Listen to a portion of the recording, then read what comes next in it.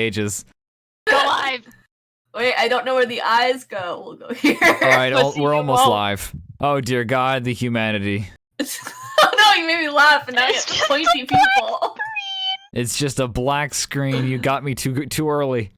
There we go. So, the players cannot see the playmat due to fog of war, and yet they're still attempting to draw dick butts. That is quite impressive. Rinthi is in the light teal blue, and has essentially sniped a dick butt. And whoa! The triple double. Wait, I can't see it. I can't see it. I put it on his back. Oh my god. You've done a great Penis. job. You've done a great job, but we gotta get going, unfortunately. So we're gonna get the dice out. First of all, is everybody ready to play some D&D? I hope they are. I couldn't Yeah, remember. dude, where I the just butt nailed was. Dick Butt's composition. There's no way I'm failing this. I couldn't remember where the butt was, so I had to write the word. Well, you know what? You've done an amazing job tonight. You should be very impressed with yourself. Is that And that's the session, everybody. Thanks for Rizzy, coming. Is that his leg or is that his mouth? It looks like the kissy mouth from SpongeBob. I can't believe you, absolute madman. And people come here for D&D occasionally, but for right now, it's gonna be pin the tail on the dick butt. So Pin the dick on the dick butt. pin the tick on the very PG stream, family friendly. No, we're not. What the fuck are you talking about? I know. All right, so when last we left our heroes, we have woken up on the second day of your stay in Pella, the city that is the capital of the Kingdom of Alexandria. The five of you, have reconvened into one larger party, but trying to make a bit more money, a bit more dough. You've decided to take up a couple of random bounty hunting quests, essentially, that you found on notice boards around town. And so the first party, Gareth and Brookiel, decided to venture together out into the wilderness to go and slay some wood spirits. That's all you guys really know. It was an easy job, low paying, but low risk. You imagine they're going to be just fine. The three of you, having a bit more bulk to your force, having the three of you rather than just two, have decided to take on something that is a little bit higher paying, but is also a little bit more risky. But you like that biscuit, so you're risking it for that biscuit. So we're just picking up exactly where we left off with Gareth and Brookild, which is you guys you're in the inn, you're in the Gilded Pegasus, you guys are waking up for the day, you've done your morning routines, you've eaten breakfast, it's a nice early morning, business hours, it's 7 o'clock. Sun is rising. It's up to you guys to decide what you do, and we're just playing normal D&D, just with only three of you. So have at it, folks. Actually, I think Valerie and Azarine would be spending this morning together playing a little bit of Barber. Ooh. Oh yeah. Why don't we get a sleight of hand check from Azarine? Uh-oh. With advantage. She's done this before. Can I use my disguise kit because it is my makeup beauty kit? Yes, which means that you get your proficiency bonus to sleight of hand, which you normally wouldn't do. Correct? Sleight of hand. It's. Are you proficient in sleight of hand? No. Excellent. Then your I think I tool's can getting just- put to good use. Oh, I got a 20. Excellent. Hey, my hair doesn't suck. With a rare use of the disguise, like a rare use of tools coming into use. Going forward, you just for clarity's sake, and just to make sure I don't let anything slip. This is fine, but when I ask for a tool check, it might not be the same skill every time. Like for example, I might ask you to roll disguise kit check, but with performance or sleight of hand or this, that, and the other thing. So having a macro is useful, but I don't know what skill that's using, and it might be different every time. It's using my charisma plus my proficiency modifier. Yeah, that's fine, but that's not really exactly how I want to use the disguise kits every time necessarily. So that's fine for now. I just wanted to warn going forward so that nobody is confused if I make a different ruling next time. But that works out just fine for me. Whoa. So you spend some day, you spend an hour chip-chopping, you get some shears, you had to borrow some from the local general store. I think they'd be willing to let you kind of just borrow a few things, but if you want to, well, hell on, you have a disguise kit, that comes with its own scissors and stuff like that. So you have the tools all kind of necessary, and you just give Valerie a quick cut. You give her that buzz, number 2, nice and tight crop. No. That is a joke, but no, you do get the shears, Valerie, you are barbed. You didn't want City Call the Bob to come and do it for you. No. Oh, Oh. you almost killed me. She like gives it some like nice little like layers to make it look cute. She spins Does you the around in the chair. You look in the mirror.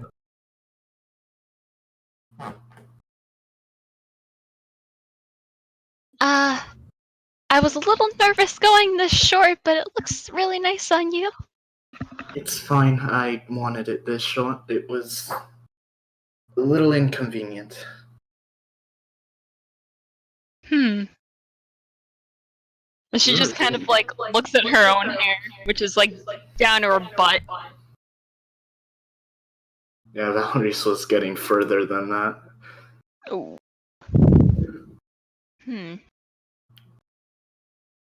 You did quite a lot of styling when I just planned on having it as a ponytail, but thank you. I mean, it'll look cute when you pull it back too.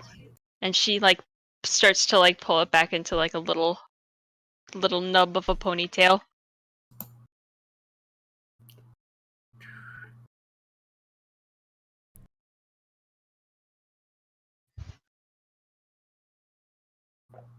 All right. Valerie probably stands up, stretches, and they go about their whatever they're doing. Sounds good to me. Umber is downstairs and getting ready to go. I don't know exactly what you plan to do for transportation. Do you guys know where you're going yet? Do you guys remember your job? Yeah. Yes. I don't. Are you? I sense that one of y'all is a truther, and the rest are liars.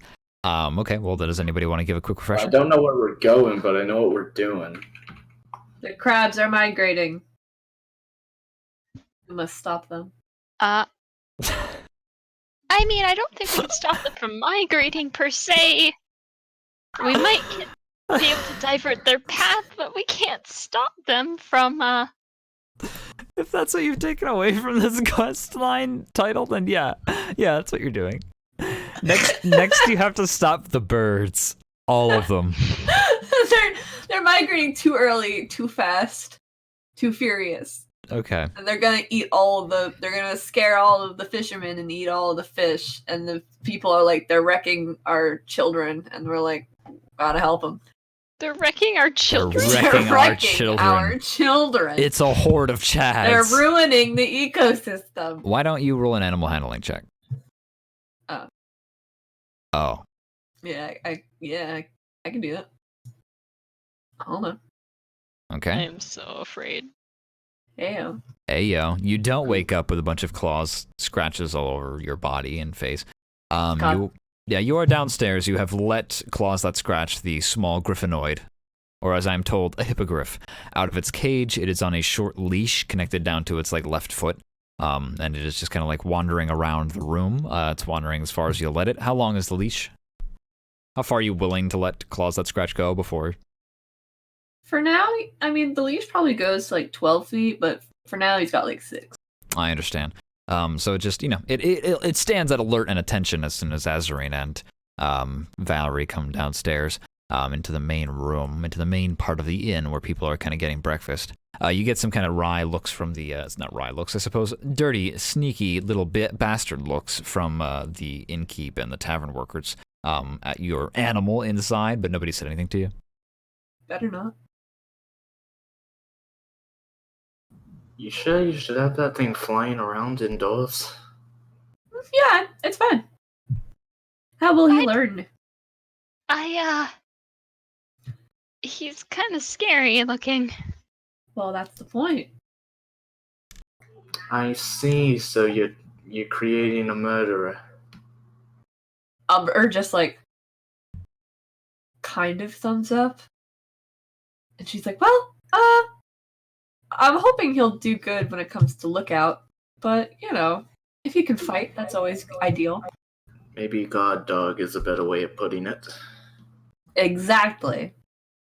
As long as he doesn't make a nest in my hair, we're fine. He looks. She looks at the size of claws that scratch, and then looks back to you, and then goes, I think he would need something a little bigger. I'm surprised. Oh boy. So? Is he coming with us? No, probably not. I don't think the best first thing for him to do would be deal with a bunch of giant rust crabs. Oh, That would probably Okay. spook him way too much. thank goodness. Speaking of which, though, we should get on a move. We, want to seize the day. About to mention it. Right. So we just need to divert the crab's path? Or kill them. Both valid. However, we don't want to ruin the ecosystem too much. The crabs are necessary. I'm sure with enough persuading we can get them to kind of vacate the premises. But- Do you plan on talking to them? I was hoping. That does lead the question of why they're migrating so early and what's making them do so. We might have a bigger problem at hand than the crabs. Oh, we'll figure it out when we get there. I'm just gonna throw out probably invasive species, but I don't know. Might not be, but that's usually what makes things happen like this. So if there's a dragon, I wouldn't be surprised. I don't think we're in any shape to fight a dragon. No, probably not. Well, Well, what happens next? who knows Heading where to off. get a ride? Oh. To the crabs! The crabs! Well, you step outside into the morning sun. It's a bustling street, a small bazaar. There's a fountain off in the distance, spraying water into the air. A few people beginning to set up shop, and their bakery's already open. So where is this thing? Where is the? That's a good question. I think you examined the missive. Let me The find that information again. is here somewhere. The information is, I do believe it says it on the thing. Do you guys have your handout? I found it. I can't find it. I'm posting into the table chat. North side of the Red Coast. Umber No, left. I left. I was trying to click on the table, but that was the voice channel. No, the table handouts, I guess, is probably what I'll Yeah. rename it to, going forward. So that the table channel chat is for like if somebody has something that's like a picture of like, oh, look what I have, or if also like handouts, the GM. Okay, my summary of what the quest is was spot on. Pretty much. Yeah. You North need to, side of the Red Coast. Okay, so do we need like a boat to get there, or just like a horse and buggy? Or what will you do to find out this information? I was just asking Valerie and Azuri. Oh, I'm gonna flag down someone like nearby, like maybe like a guard or like someone who like a fisherman, someone who knows their way around the coast. sure. I don't think that's too big of a deal. I'm not trying to look for excuses to make you guys roll or anything. Or wait, just no, would wanted I you to already know where that is? roll because- history? Okay. She's fish. No, I am asking you for a roll. Yeah. History. Maybe you do. 15. Yeah, you do. Oh. You're familiar with a lot of the coastline that lines the northern side of Winthrow, so this is not unfamiliar. You've heard of it. You've never been there yourself, but you know where it is. You know via just by looking at a map, and so you can approach someone who has one. Maybe there's an open map for the local city area. It's a good few hours to the north of here. It is the North Coast. They call it that for a reason. The north side of the Red So- Coast, I should mention.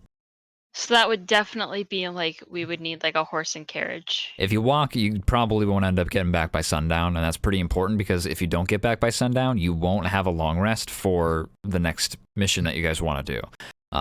So, I mean, if you wanted to walk, that's fine, and I'll just have you guys roll athletics to see if you get there, but if you don't roll well, you won't get back in time to have a long rest, so that might be bad. But maybe you don't get hurt at all on this mission, and it's no big deal, and you don't use any spell slots. Yeah, Let's totally. flag somebody. Let's not down. be tough, guys. Yeah. Yeah. Facing off giant crabs, I'd rather take the precautions. Okay. The only downside is you're gonna have to spend some money. That's fine. I I have love some money. spending money. We could easily split this, right? And Valerie and I can make up whatever we lose today through our various performance skills. Digs and hoo-has. Why So don't wait, I completely just blacked out, and all of the information that we just discussed went out of my head. Okay. How do we have to get there? We Through flag land? down medieval taxi. Oh, We split up land. money, and the It's bards land. make it. Yes. Land. Or Okay. boat, your No, choice. I knew that part, but I was just like, how did we decide we were going? If you It follow was land. this Pella has a harbor, and if you follow Yeah. it north out to where it meets the sea, and then Because continue I knew we could northward, walk there, but I wasn't sure what we decided on. Either. so it's If we up to you decided guys. on sailing or. If you want a boat, or you can find a boating boat. or If you want to find a land. No, route, I'm you can fine. take a I'm land. fine with land boat. I linked. like boat. Valerie, you're the I think- tiebreaker. I think the boat would be longer. would be- wouldn't it? What would be faster? Boat's faster. It's just more expensive. I guess the boat. Okay. We don't have to worry about the big red boy, so.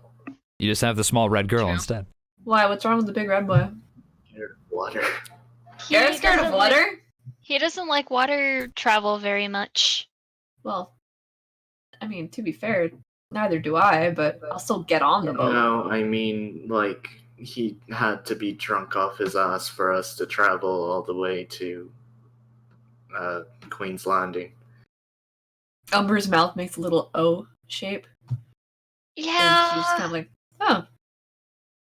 Which proves difficult, especially when one of your comrades is a fish. Yeah. I mean, I just hope we don't, crash is all, or, This still doesn't mean you get to jump overboard. Listen, I'm probably just as fast as a boat. we can in discuss water. this on the I boat. don't care. For now, Alright. let's procure our spots. You head down to the local harbor where you find several fishing vessels getting their trawls ready, their lines ready. Mostly net fishing is kind of what goes on here. This is another time, and though I don't abide by the practice, this is another time where there's many more whales to be had, so there are whaling ships. No. I know, it's terrible. Umber just looks out and goes, no! No. Yeah, there's whalers. There's whalers on the moon, but there's also many more whales nowadays, so it's much more akin to regular hunting as opposed to Azrain destroying just- beautiful endangered species. Azrain just looks sad. Well, the times are rough. But you do find a few small vessels that look like, well, you have your choice. There's a few faster Can't believe vessels the that are. DM kills whales. I kill whales personally. I kill them. I bite into them and I bite their heads right off. They're like sandwiches. But you do get in. God. You do find a few vessels. It's kind of up to you. Do you want to try and just get a fisherman to be like, hey, you going north? Can we hitch a ride? Or do you want to find like a proper charter vessel that their point is we transport people to and from places? Once again, it's just a question of I cost. would like the fisherman better. Okay. Sure. All right. Well, you can find and approach somebody, and why don't you roll a why doesn't somebody roll a persuasion check? Because why should these people let you on their boat? They got work to do. I think I should do it. Show me tits. That's not how that works. 22. That's you show 'em exactly your how tits. that works. That's not how that works. You I mean, many people have a way to flag others down. you find a young fisherman named Jedith, who is willing to let you on the boat for a small fee. He kind of leans down over the side of the wooden vessel, and it's a small single sail ship with a small cabin. There's no underdeck besides just what is there for private quarters to sleep in overnight. And just goes, all right, let's get a costume, maybe. 1, 2, 3, 2, 5. I'm feeling 2 gold. Huh. For 3 of you. That should That's offset the not- cost of the fish I'm going to lose out on.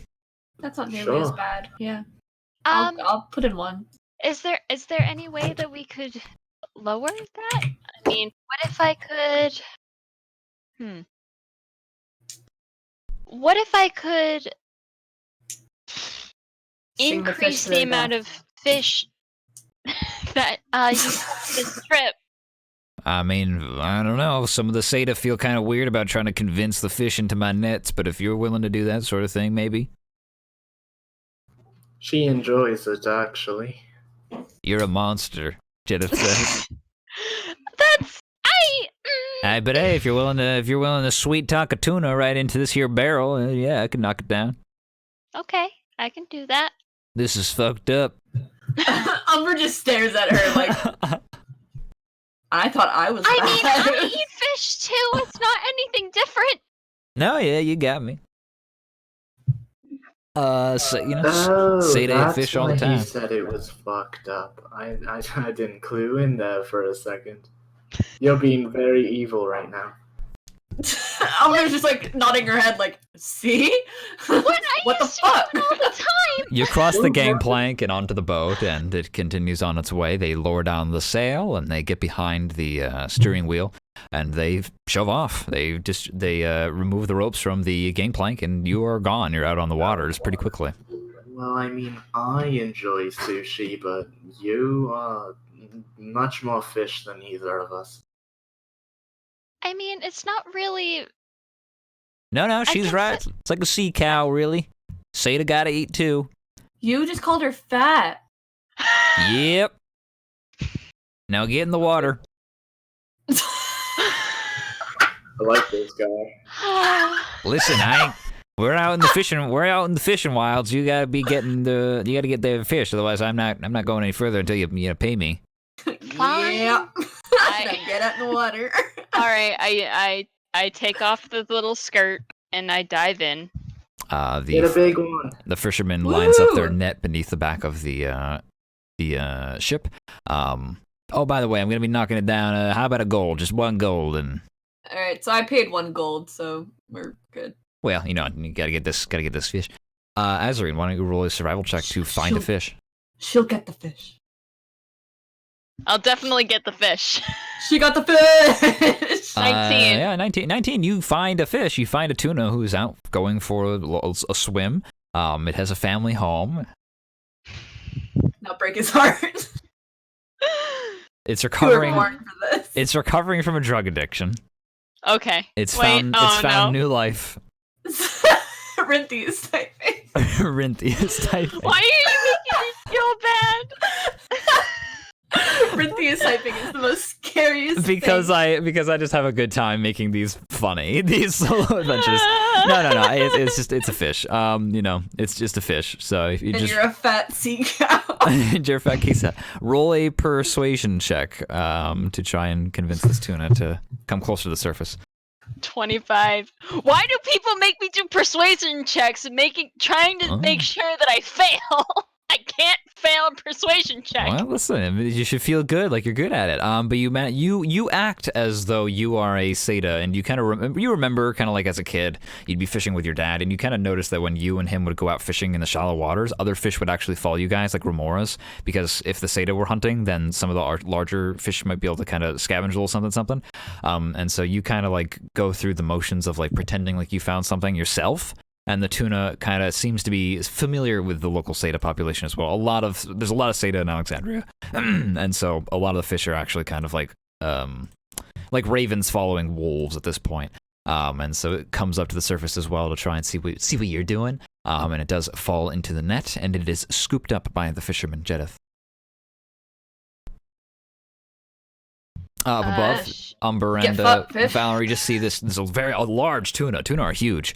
As it pulls up to the surface, and you see the crane being cranked pretty much as fast as he can, and he pulls it overboard, or on board rather. Wow, that fish has definitely been betrayed. And it slaps up and down, left and right, back and forth. It looks up into the eyes of you and just goes, "Why?" I'm still in the water, bitch. No, okay.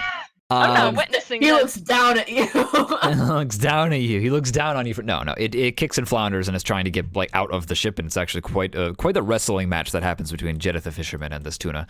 But eventually he succeeds, and the tuna is brought to bear. Is that lunch? Oh, this is lunch, wage. This is going to be a lot of things to me for the next few days.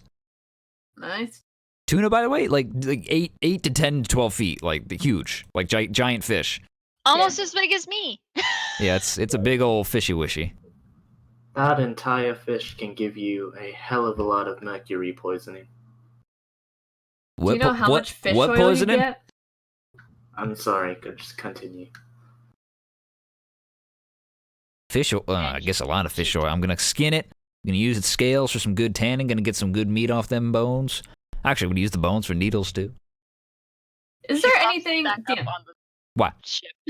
Is there anything from like tuna or like big fish like this that's possibly used in like herbalism, like medicines and stuff like that? Like anything that's of value to me?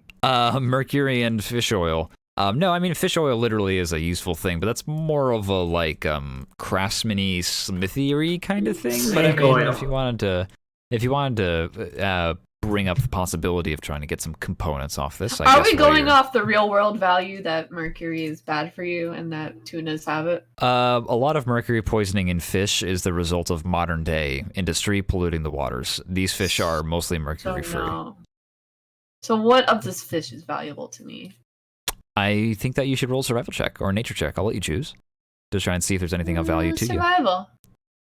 Okay. 10. I don't average. think I don't think there's really much of value on the fish. I think more land animals might be where it's at for you when it comes to especially herbalism, and you might want to have some things that are like herbivores. It's good for snack, yeah. What Punk Chop said in chat. They're delicious, they're nutritious, and don't get me wrong, there's a lot of pieces that are useful, but not necessarily for herbalism. And if you needed some fish oil, you can always pick some up at the local general store. If you wanted to ask him for some now, that might be a little bit kind of tough because he'd have to butcher this thing now. Yeah. I was just wondering if there was stuff for like push any goods, not food goods. I understand. Alright. Well, the boat continues, and you've made up for the lost possibility of the lost fish funds that he would have lost out on. So you continue forward down the coast. It's mostly a nice glistening sea. It's a very green sea. It's not at all like it's not like crystal clear. Yeah, it's a very lived-in sea, if that makes any sense. And you are following along the coast pretty closely. The coast never leaves your eyes. You're never more than like a couple miles away from the shore. Maybe not even that far, but eventually you do get to a point where off in the distance you do see the sands. They actually have a bit of a darker reddish color, kind of like a rusty red color, just here and there, and then it starts to get a little bit more solid and a little bit more consistent. And you are eventually brought into a very small port, more like a dock that's just built off the side, where there's a lot of, you noticed in the water, pylons that stick up out of the water with like netting strung across them that you imagine goes down into the water like fencing. And this is actually a zone where there's some kind of fisheries going on. They've managed to kind of like turn some sea creatures into farmable sea creatures, but that's not really super. They're not that great at it so far. So really, this area is still just mostly a normal fishing zone. It's just rich for fish.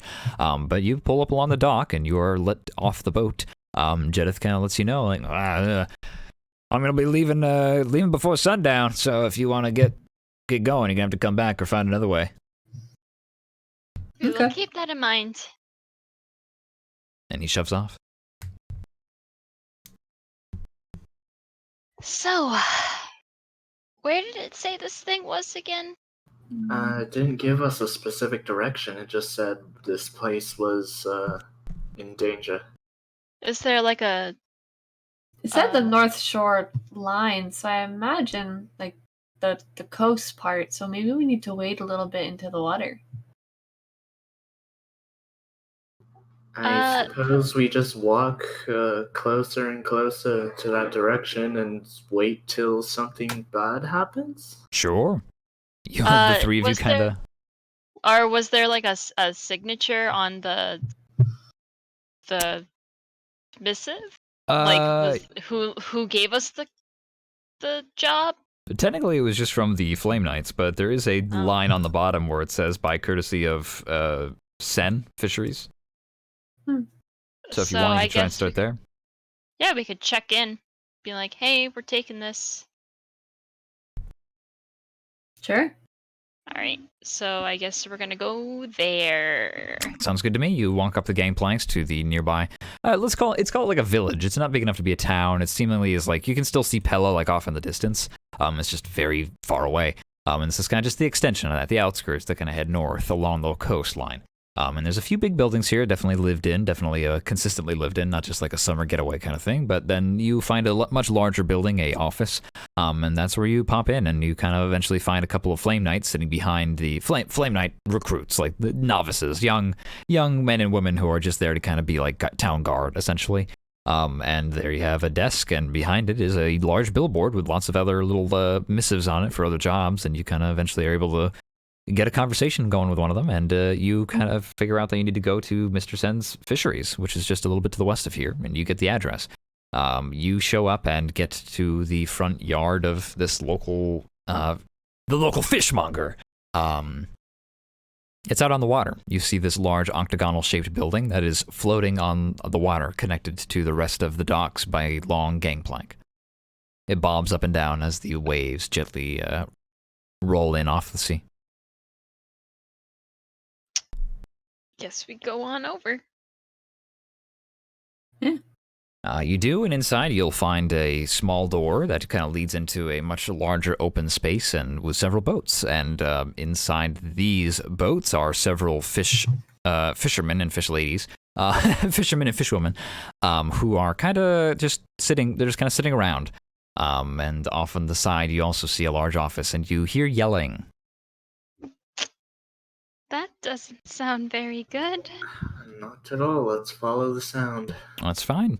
You eventually come to an office that overhangs, and you find inside, just through the window, you see a smaller man, an older man, who very like he's an Indian man, black hair, pulled back into a bit of a ponytail. He's got a nice white shirt, and he's kind of dressy, but the sleeves are rolled up, and it looks like he's got some stains here or there from working.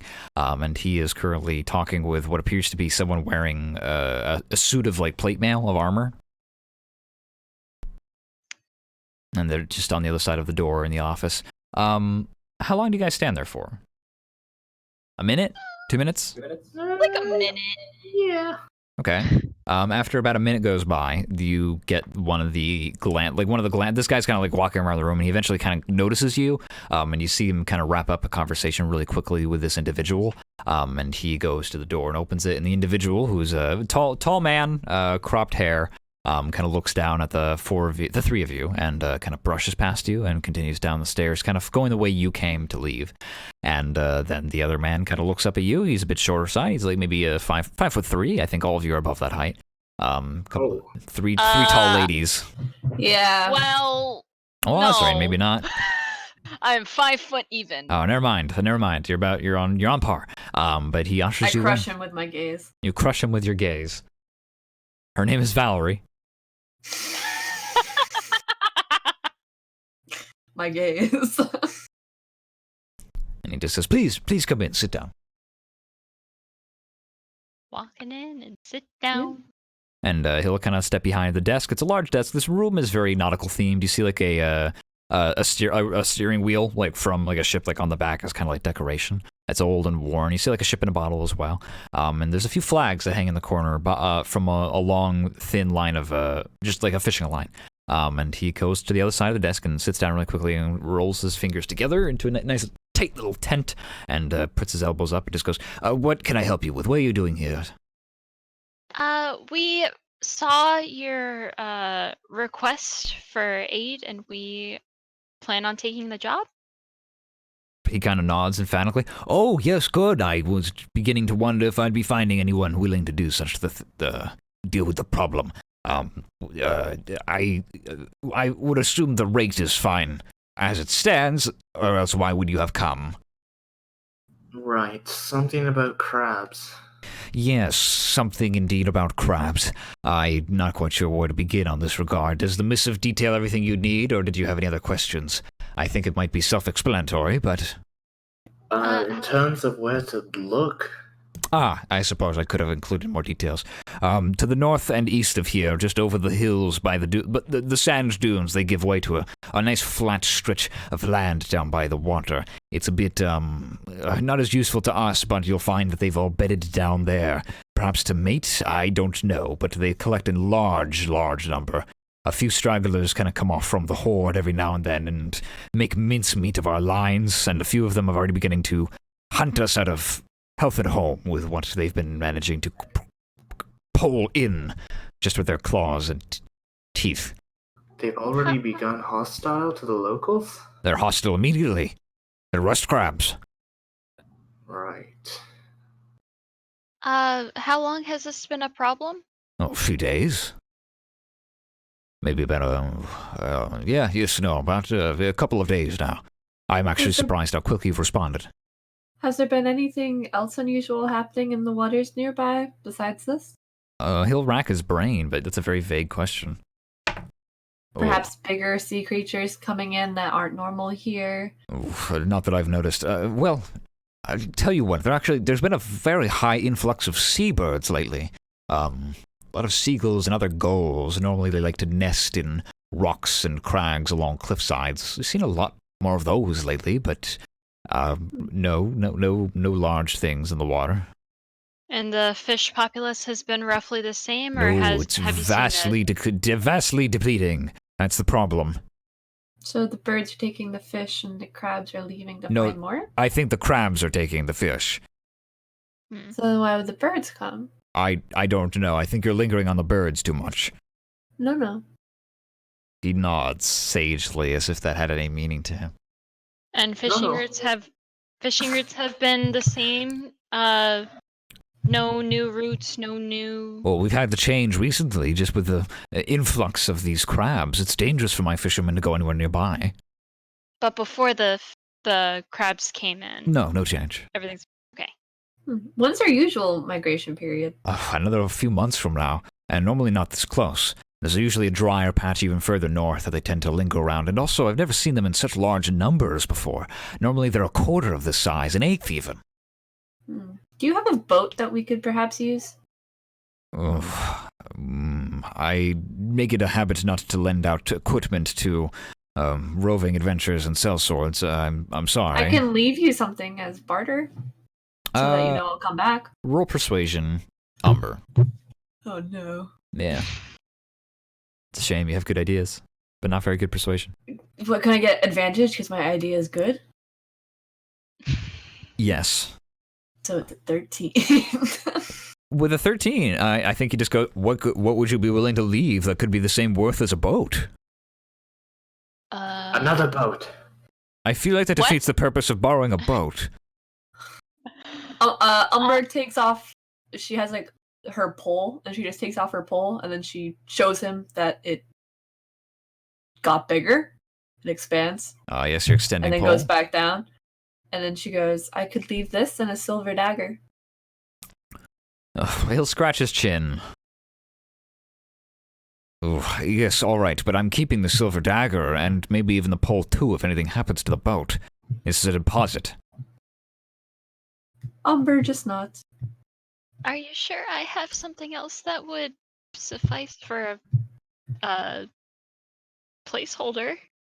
So you don't lose any of your personal items. Also money, if you guys just want to give money. Yeah, I mean, I have a purple gem that I'm willing to...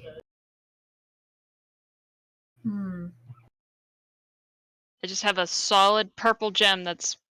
I don't know how much it's worth, but it probably would cover that and any damages that the boat might get. Do you want to try the gem? Yeah, I put down the purple gem. How about this instead? Do you know how much the purple gem is off the top of your head? It just says one purple gem. I have no idea how much it's worth. Well, he'll appraise it, and we'll see if he can... well, he takes a good look at it. Oof,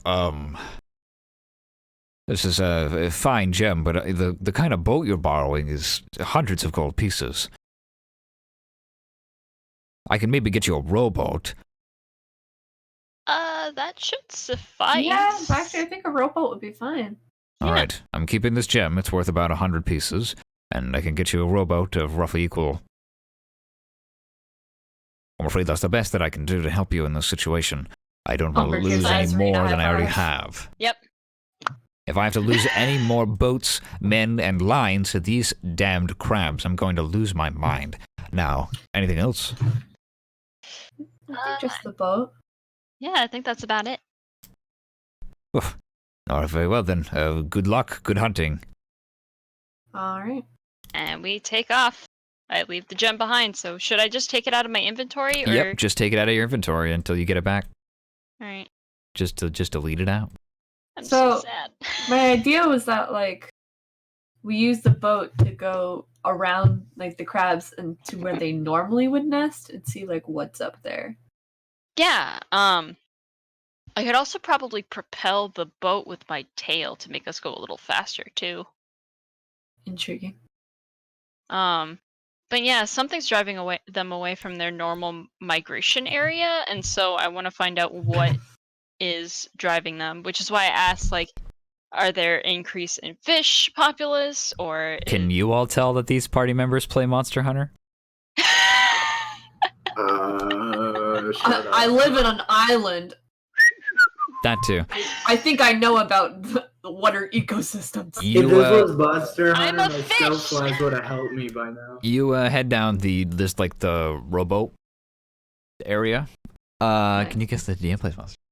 You go down to the side of the fishery, the octagonal building, and outside is just a few boats that are actually kept up on racks, and they appear to be just like regular rowboats. And you already see that there's two young, strapping Orkevans who are pulling it off the rack and just depositing it down in the water. And they put a few paddles. Thank God. Ooh. Into the large boat. It's a not like It's a pretty big rowboat. It's small by the standards of compared to a galley, but it's like a kind of the lifeboat size ship that you'd expect to see hanging off the side of the Titanic or something. And someone is click-clacking to their microphone. Watch out, Azarine. You might want to check your connection. Oh, sorry. Chip. But yeah, it's a pretty substantial rowboat. What do you guys do? I guess we're just gonna go to the island that they usually migrate to.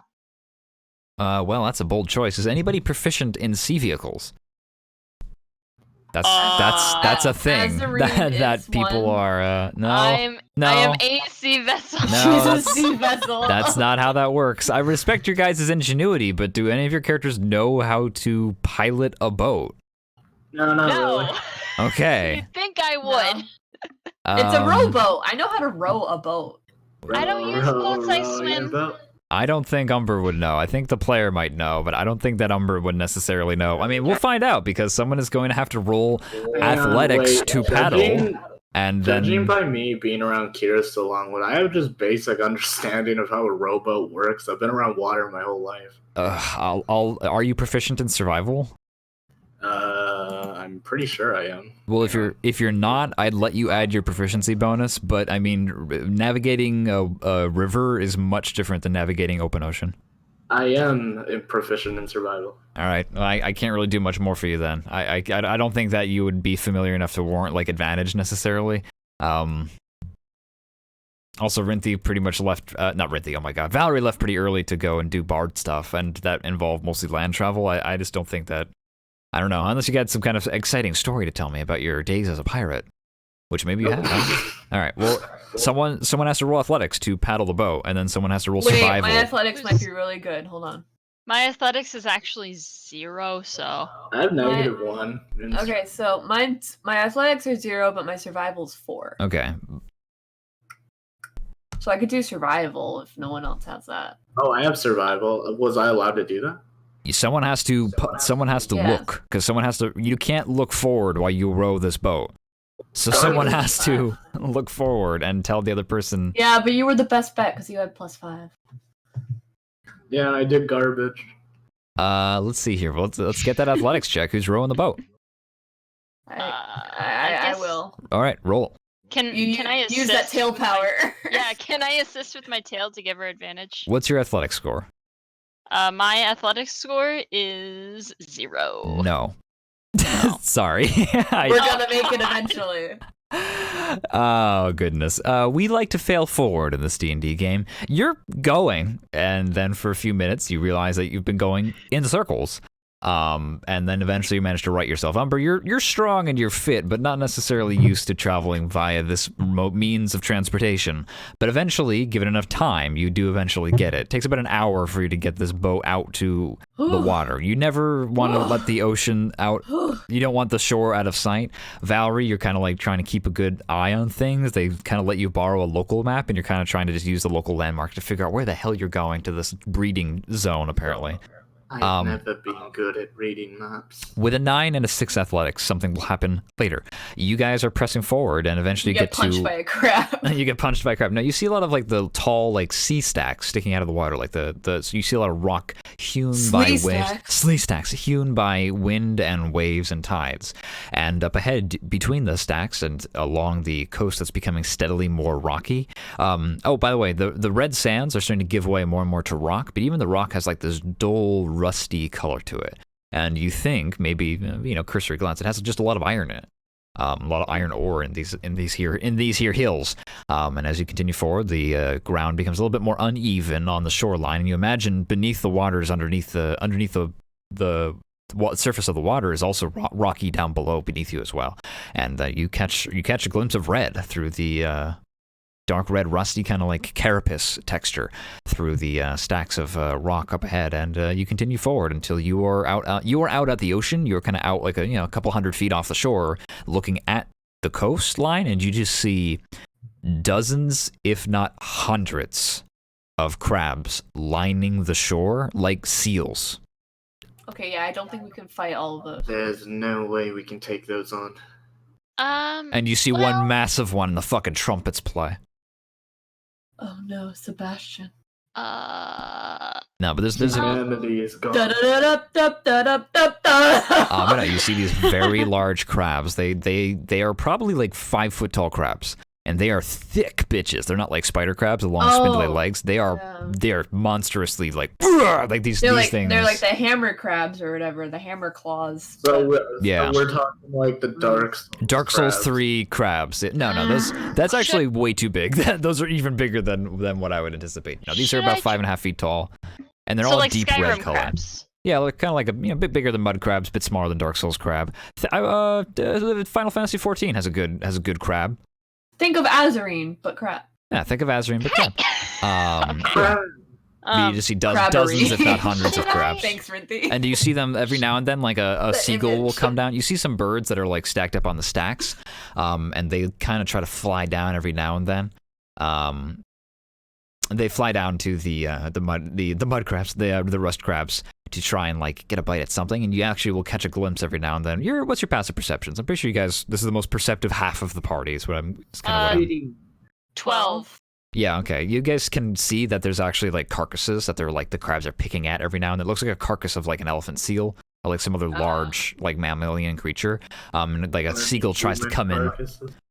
Not that you can tell with a 12. Do you want to roll another perception and see if you can sneak a better glimpse? Oh well, I have a 15 passive. What? What? How do you have a 15 passive? I don't know. Okay. I just have very high wisdom. I guess you just put your points into wisdom. But you are with a 15. No, you don't see any with a 15. You feel more self-assured knowing that there's left. But you don't see any human carcasses amongst there now.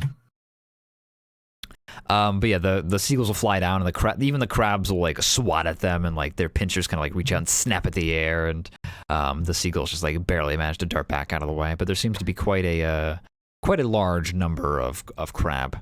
Yeah, definitely cannot fight those. That's way too much crab. Do you think we can chat with them? To be honest, I don't want to give up our location yet, because if it doesn't go well, we're gonna get crabbed. That's true. Valerie, please tell me you have an idea. I'm sorry. Are you guys trying to be stealthy? Is Umber implying that you're stealthing from the crabs? No, I'm just saying, let's not draw unnecessary attention to ourselves.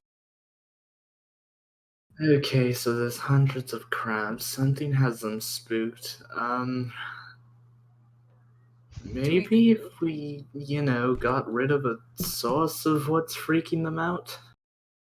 I guess we have to go further out then, huh? Perhaps. I mean, I can try and talk with them to see if they're willing to communicate. No. Not yet. I can leave the boat. No, they'll just eat you. Didn't see any corpses. I don't think they'll eat a 12-foot long satyr? Do satyrs usually have good relations with rust crabs? I don't know. Oh, I can chat with sea creatures. pay no mind to that. if you think it'll help, but maybe try to find one that's like further away and not directly in the middle of the crowd. Because if you get caught by them, I'm not sure how much me and Valerie can do to get out there. Who's Rinty? I don't know. Fucking right. Okay, I guess I'll find one on the outskirts. I'll be back in a minute. And she gets Okay. back in the water. You step through you just dive into the water. Okay, that's fine. You swim closer. Are you doing this in a stealthy manner, in a robust manner? How are you doing this? I guess slowly, so I guess stealth. Okay, you roll a stealth check, please, then. Stealth.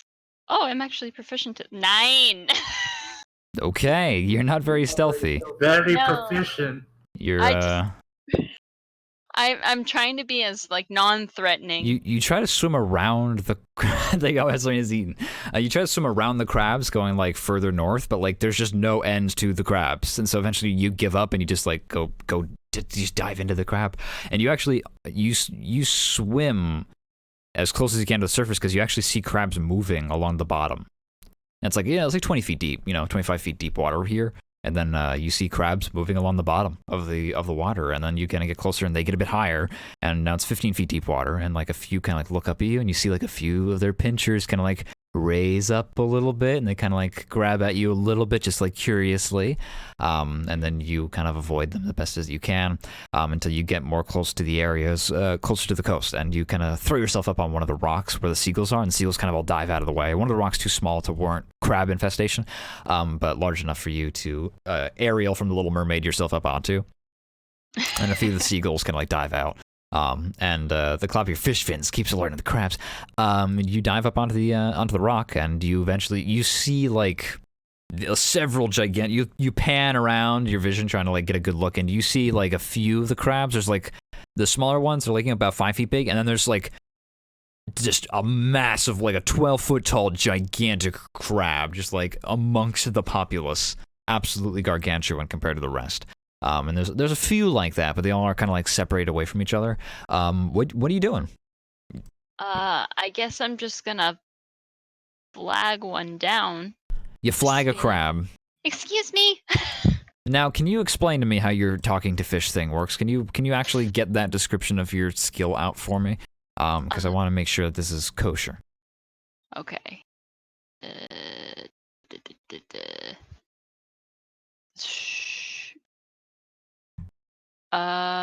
Extreme motion depths. Hold on. Distance to cold damage. Umber and Valerie, what are you doing in this meantime?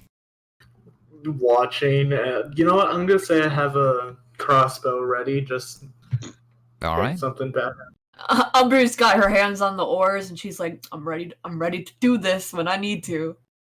That sounds good. Emissary of the sea. Aquatic beasts have an extraordinary affinity with your people. You may communicate simple ideas with beasts that can breathe water. They can understand the meaning of your words, though you have no special ability to understand them in return. Interesting. Go back home. I think they agreed. Well, I mean, in theory, they can understand you then. Yeah. You just can't necessarily understand them back. All right. I guess I'm trying to ask, like, oh no, I thought this was more in depth than it really was. I fucked up. I guess I'm just gonna ask, like, threat? Like, what your threat is? Like, what's threatening your... Why don't you roll a General. persuasion check for me? No, roll an intimidation check. Or an animal handling check, your choice. Those are the two. I guess I'll do intimidation because it's a higher thing. All right. 19. You posture, you flip your tail and fins back and forth, and eventually you catch a few glimpses from some of the crabs kind of like turning away, and they raise their claws like in response, but you do have like their attention, and they kind of like snap back and forth, getting in kind of a defensive posture. All right. And I motion for them to go back to their normal homes. It's too early. Like, leave. They kind of stare at you for a second. They do not seem to act in response to this. Is there a way that I can? Watch out, your click-clack. You might want to check your connection. All right. Make sure your headphones are plugged in tight. Yeah, they're plugged in. I think my thing is on the cord. Honestly, I just want to know what are they threatened by? Because there's obviously a reason why they're here. So well, unfortunately, you can't. Predator? You can't understand them back, even if they had something to say. But they will eventually. Just by virtue of trying to communicate with them longer, they do not leave. They do kind of they'll switch out who is defending every now and then. And eventually, one of the bigger crabs seems to take notice of you. Oh, great! One that has blue stripes on its red carapace, and it is coming towards you. Oh boy, does he look like he's gonna bite me? Crabs typically pinch first. Umber says from the boat. No, you guys can hear each other. I can verbally comprehend with the crabs if you want. I can understand what they're saying. That would help. But I can't swim. I'm gonna go carry Umber. Okay. I'm gonna carry Umber to where I am. Well, you have a boat. Do you want to just bring the boat over to where you are, or are we gonna leave the boat? This is our tugboat. Azarine. Yep. Let's do that. Let's just bring the boat over. It has war paint. It does. It looks like it has war paint on it. I thought these are some smart-ass crabs. I want to go. You bring the boat over. Azarine tugs the boat over as best as she can, and that is I can't fuck with these. And that is when the bad rules catch up to you. As you get the boat closer to the shore, it actually seems to get stopped all of a sudden. And Valerie and Umber look just to see a gigantic claw reach up out from under the water around the top of the lip of the boat. Never mind, I don't want to be in the water. And then smacks down into the bottom of the rowboat. And I don't want to be in the water! A crack forms and water begins to just kind of spill up a little bit like a very low-powered spring. I'm gonna die. Well, this sucks. Can I shoot the crabs? Sure. You ready to action? Roll an attack action. That hits. Roll damage. 5 piercing. You just shoot this crab hand right in the soft tissue, and you see it immediately recoils and disappears back into the water. And the boat kind of lifts up a little bit. You sense that the crab was maybe clinging to the bottom of the boat, the underside of the boat, and now it has fallen back down into the water, the depths below. And the boat is still kind of sort of sinking, but it is pulled over by Azarine over to where the rocks are, and you kind of rest it on some of the rocks that are sticking up out of the water. So it's no longer sinking, but it is substantially damaged. I don't think you're gonna get your ruby back. It was a purple gem, but that's okay. Ah. Oh. Umber, can you talk to guys? Because I clearly am not getting everything across. You cast Speak with Animals on yourself, which lasts 10 minutes. You gain the ability to comprehend verbally, communicate with beasts for duration. They can give me information about, at minimum, this is what they can give me. Information about nearby locations and monsters, including whatever they can perceive or have perceived within the past day. Okay. That's the minimum they give me. That's the minimum that they give you. That's good to know. Yeah. Okay, so I'm just gonna be like, crabs. I just kind of look at one in the eye. Many crabs look at you. You're suddenly able to speak the crab. Well, actually, Azarine is able to speak the crab too. They regard you with the same level of they raise up their claws and kind of like a spider, kind of reeling back on its back legs and raising up its weird. They kind of do that. Okay. What has you guys migrating so early? Is there something out in your normal spot? Some of the crabs look at you and they kind of their pinchers kind of move back and forth as they kind of gather what you are saying to them. Let me look up. I have to examine my notes real quick. I'll be right back. Tell me what the crabs say to you.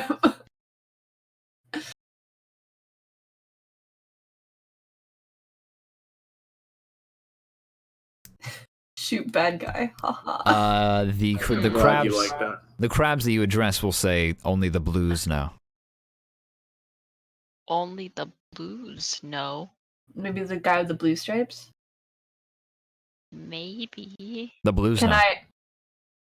I talk to the blues? Can you bring the blues to me?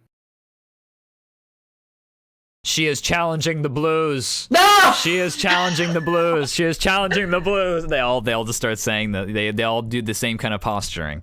No, not challenge. A Not challenge. space begins to open amongst the crabs. Oh no. And at the far end of the crab pile is a large crab with the blue stripes across the back. And you see now that they're not really paint so much as discolorations from scarring.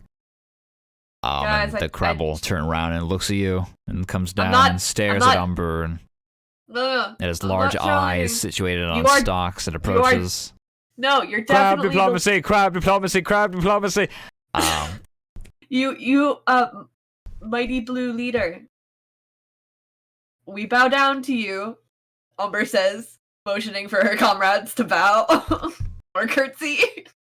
Azra, you can speak and be understood. You just, Weakest, most confused curtsy. Azrin just kind of like bows her head because she's kind of in tail form right now. Right. you're back on the rock, yeah. We are just curious as to what has you and your crab people so dispersed so early in this season. We come to aid. Oh, nothing to the land creatures. What do you say? Oh, nothing to the land creatures? Like OWE or OWE, maybe? Who knows? The syntax is not quite there for crab speak. Got it. You can continue to speak. Don't let me deter you. But I everyone have roll 10 initiative. minutes. I don't wanna. I do have 10 minutes of this. You do have 10 minutes of this. Don't get me wrong. Initiative is just a way to order the characters on the field of battle. It is not to deter you from trying your Wow, original we plan. all got 20. Whoa! Wrong. 20, 21, 20. 22. Guess what? You guys are going first. Who would have thought?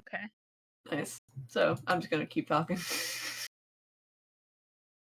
So you're out on some water, so you guys are more like up on the side. Boop, boop, boop. I guess Azrain's up on the rock still. I guess you guys are all kind of out on the rock. Oh. So Umber's just gonna say like, of course you owe nothing to us, but we all want to live and coexist on this shore, on this great coast, and we would like to aid you in any type of troubling matters you are having. Roll persuasion. God damn it. Hmm. Great Crab King, come on, man. As it turns out, I don't just have a crab icon ready to go at any given time. Nine. I really thought I did. 9, the Crab King does not understand me. The Crab I King. guess I'm rolling a new character. The crab approaches you, and it bears its mighty pinchies. In a threatening way. Like in a your turn is done, and now it's Azarine's turn. And it looks like the crab is going to attack you, and I'm gonna get a crab picture in the meantime. Azarine, it's your turn.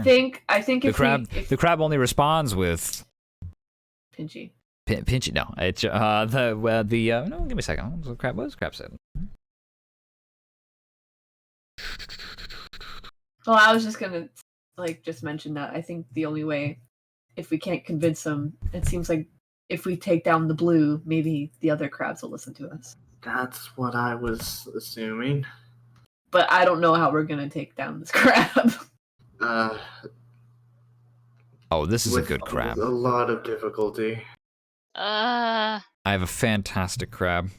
I am afeared for what you deem as perfect If crab. it doesn't have a top hat, I'm boycotting. Oh, sorry to disappoint. I'm afraid. Sorry to disappoint.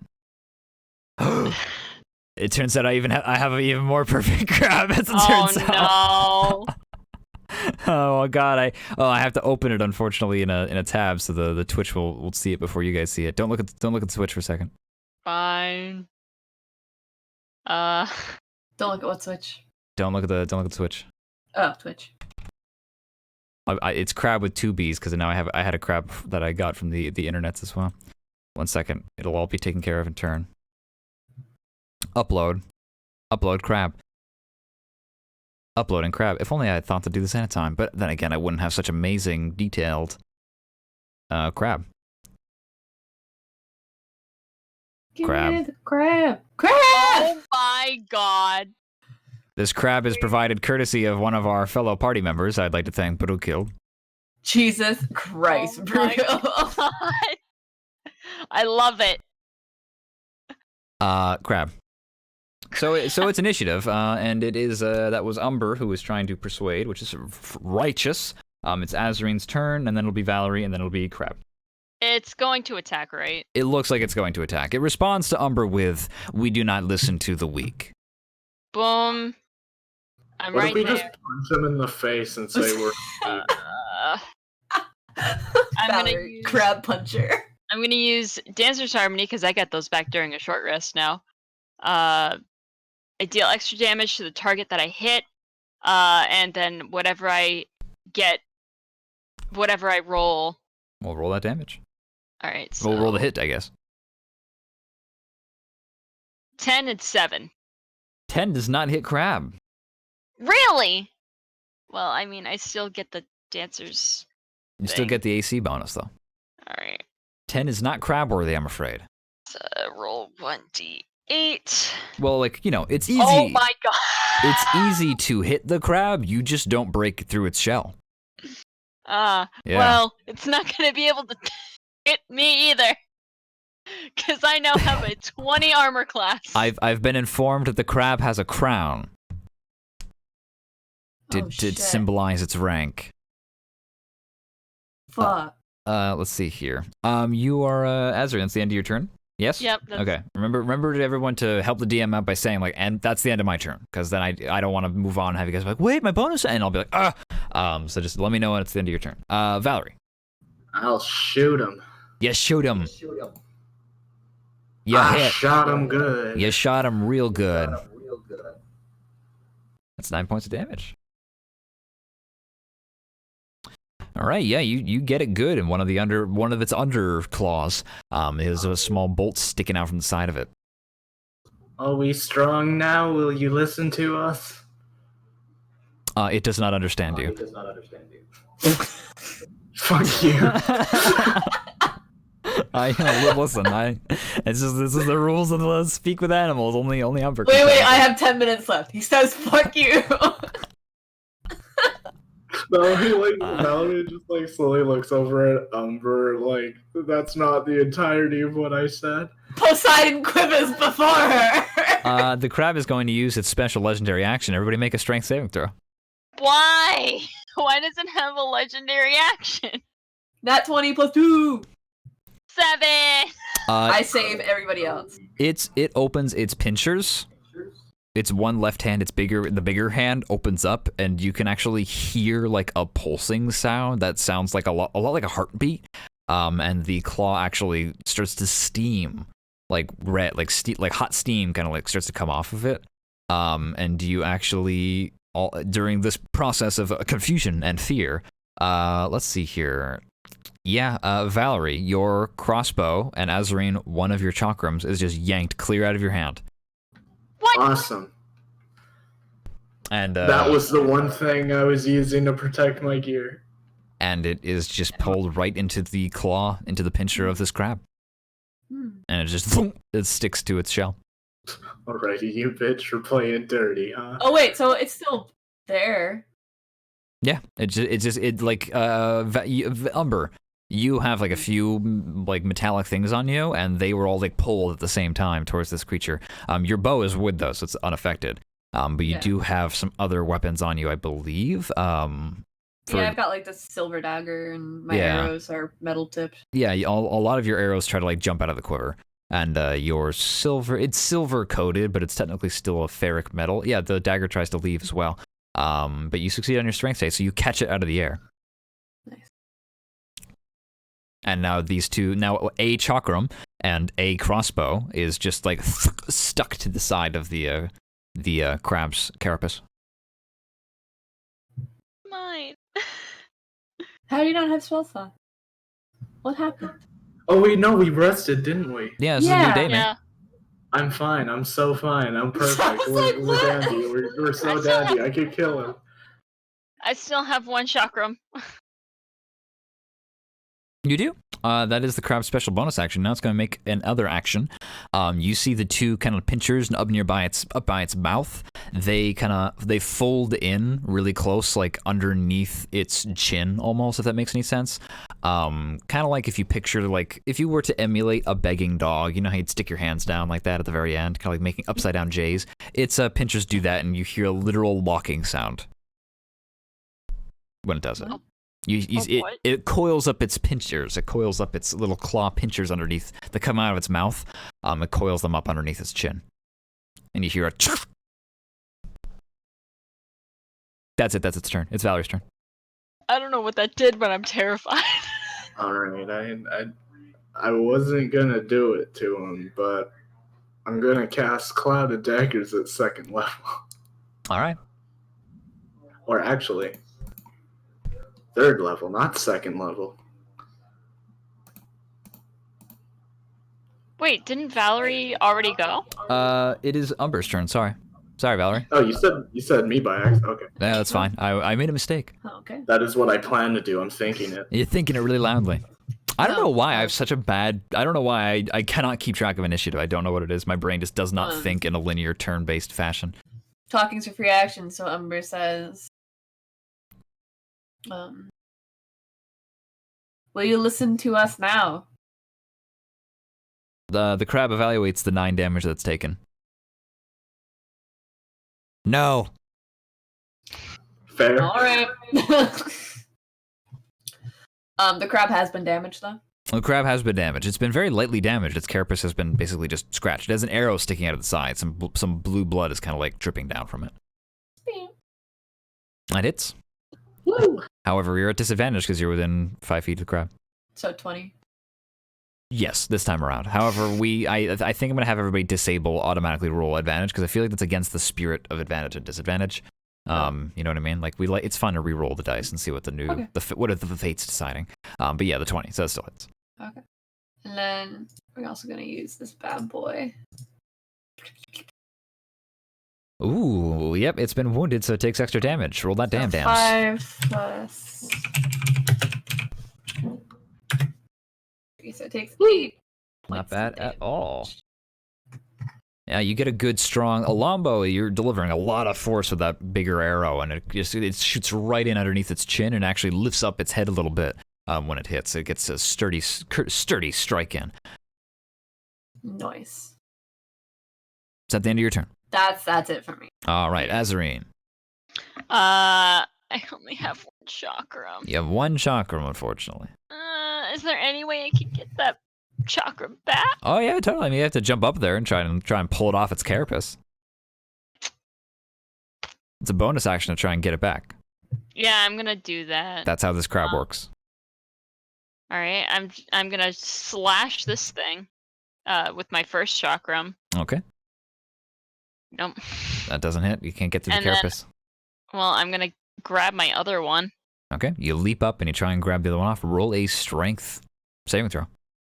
I'm not gonna. Nope, 8. You jump up and your hand finds purchase on. You pull it up, but it's like stuck to it. It's stuck to the shell. What the fuck? Yeah. You try to pull it off. You put both feet up there and you try to pull it off that way, but you cannot remove it. You're just not able to apply enough force as it's moving back and forth and trying to shake you off. You fall back to earth, unhurt and undamaged, but no, you still only have the one chakram. Is that the end of your turn? Yeah, I don't have anything else I can do. Valerie, it's up to you.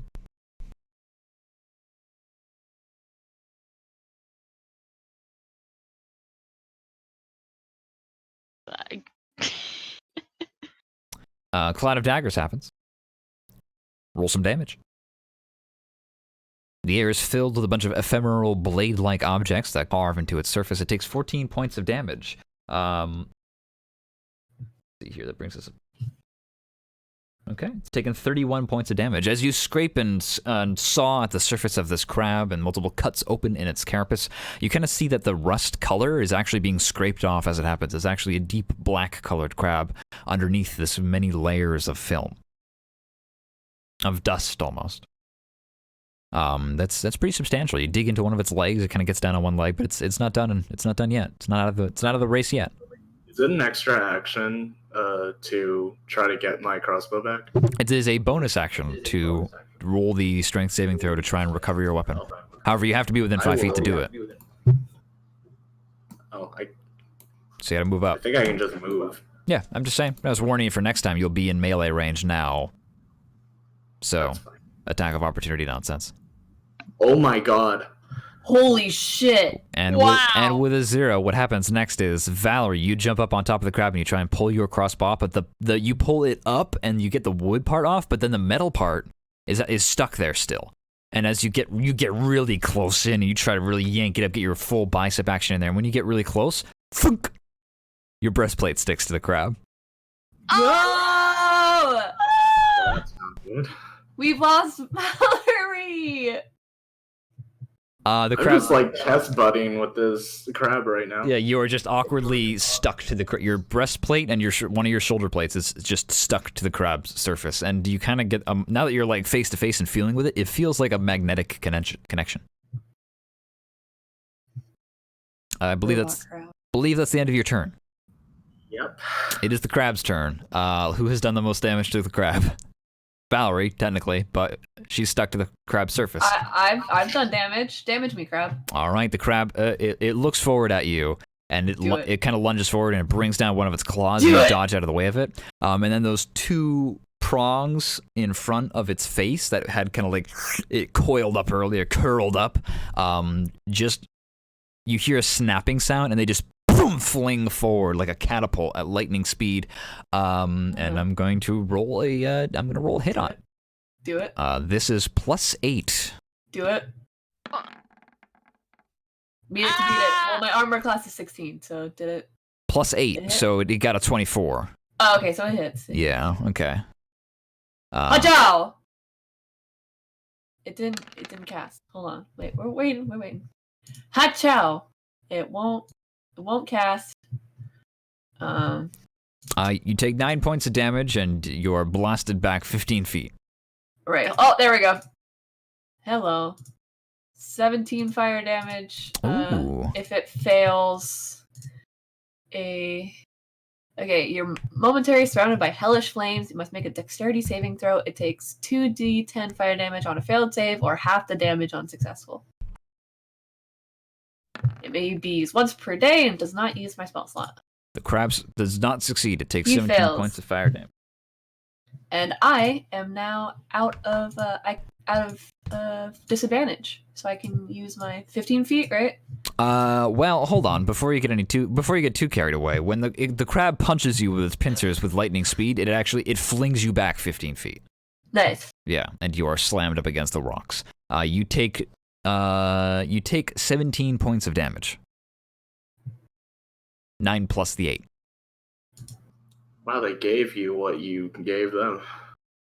Where's the 8 from? It's strength.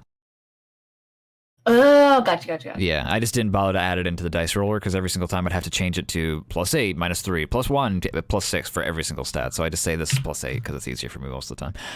But yeah, you take that much damage. However, at the same time, you burst into flames as it happens. You're just a fireball tearing across the coast, and you fling into the coast. What's up? And the crab it's burning. Its pincers are all like burning, and you kind of hear this high pitched kind of whining sound, and then it kind of like it ducks down really close into the water, trying to like put its pincers out from being on fire. And it takes a substantial amount of fire damage. It has taken 48 points of damage. It stops fighting. Are you gonna listen now? You hear squealing as Umber pulls herself out of the crater. You wanna let me go now? It is going to. You guys are out of initiative. The crab turns around and starts going deeper into the crab embassy. Hey, I'm still on you. Hey. You are still on it. Hey, crab diplomacy. Crab diplomacy. We won.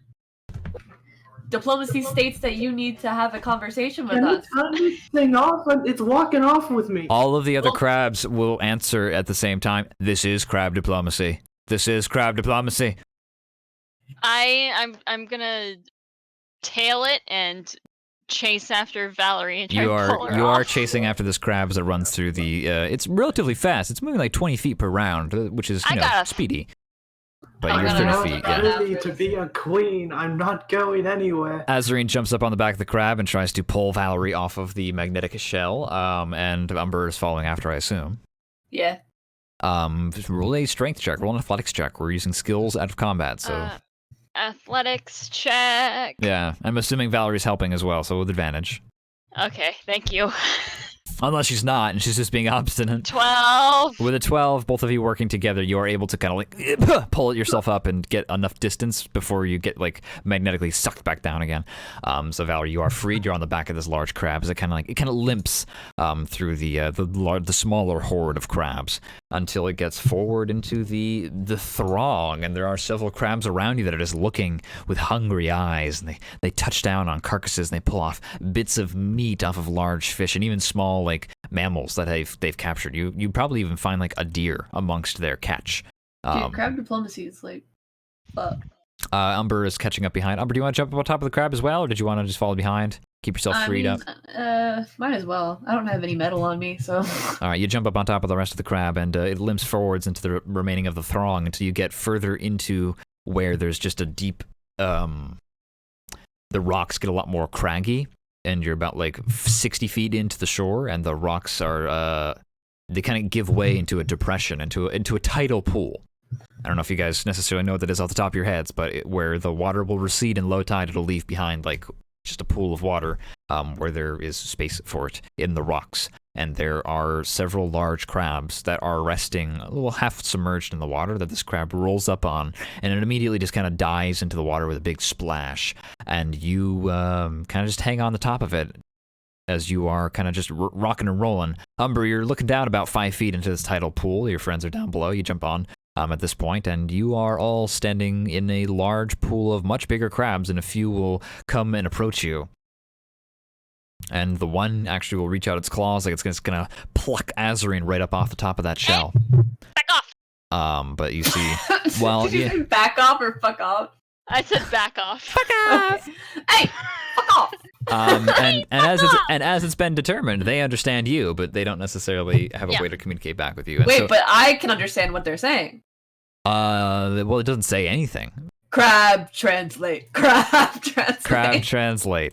You there's actually a sound as the burning crab hits the surface of the water. But yeah, they're all around it. These much larger, much older looking crabs with lots of scars along their shells and whatnot. A few of them are even hanging kind of like upside down, kind of like coconut crabs from some of the rocks. Gross. And one begins to kind of surface from the water, a very large crab with a lot of blue lines running across its surface. And this whole tidal pool is a deep murky brown, and a lot of the rock is also starting to show that brown tarnished nature as well. That's the same kind of coloration as the crab. You kind of start to gather that their discoloration is just from the rock around here having such thick iron deposits in it, and it just covers the crabs and gives them that telltale rust color. You are face to face with this large crab that kind of pulls itself out of the water and looks down at you, and it kind of furrows its little crab eyes, and its little pinchers kind of like go back and forth cleaning themselves, and it doesn't look at you, it doesn't bite you, it doesn't claw you or anything, but it does just kind of stare at you. Are you the blue? I'll stare at it. Good. I am the matriarch. You have bested the blue.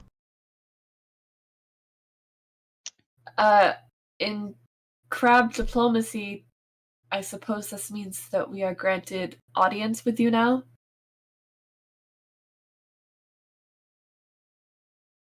It does not speak or respond to that. It just continues to listen. Its intelligence is not super high, and you're kind of interpreting a lot of body language and like pheromone. Like you're interpreting a lot of like just animal speak, if that makes any sense. Like the way it's biting at its own pinchers, the way it's moving its eye normal. stalks.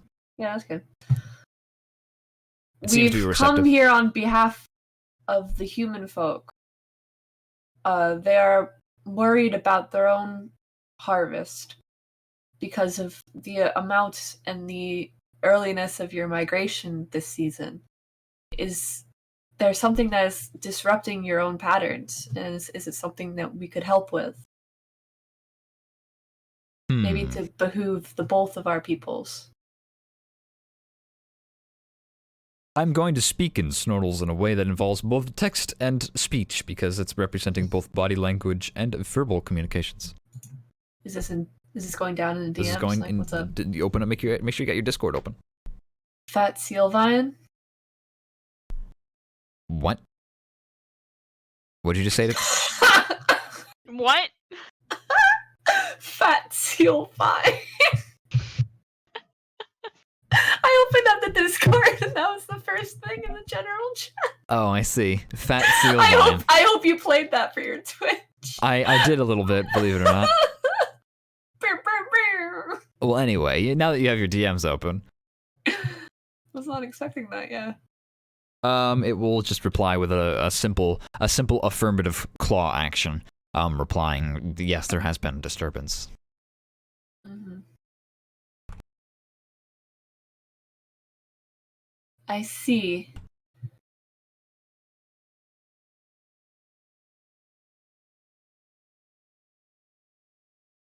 And it clicks and clacks, and Azrin and Valerie, you kind of just like look at each other and look back at Umber and look up at the crabs, and a few of the others have kind of like shifted a little bit and look like they're getting a little bit antsy having you guys here.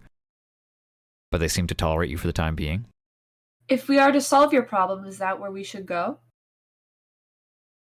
Oh, you're asking questions that I don't know if I can comprehend. It would reply with, it is too early to migrate, is what it replies with.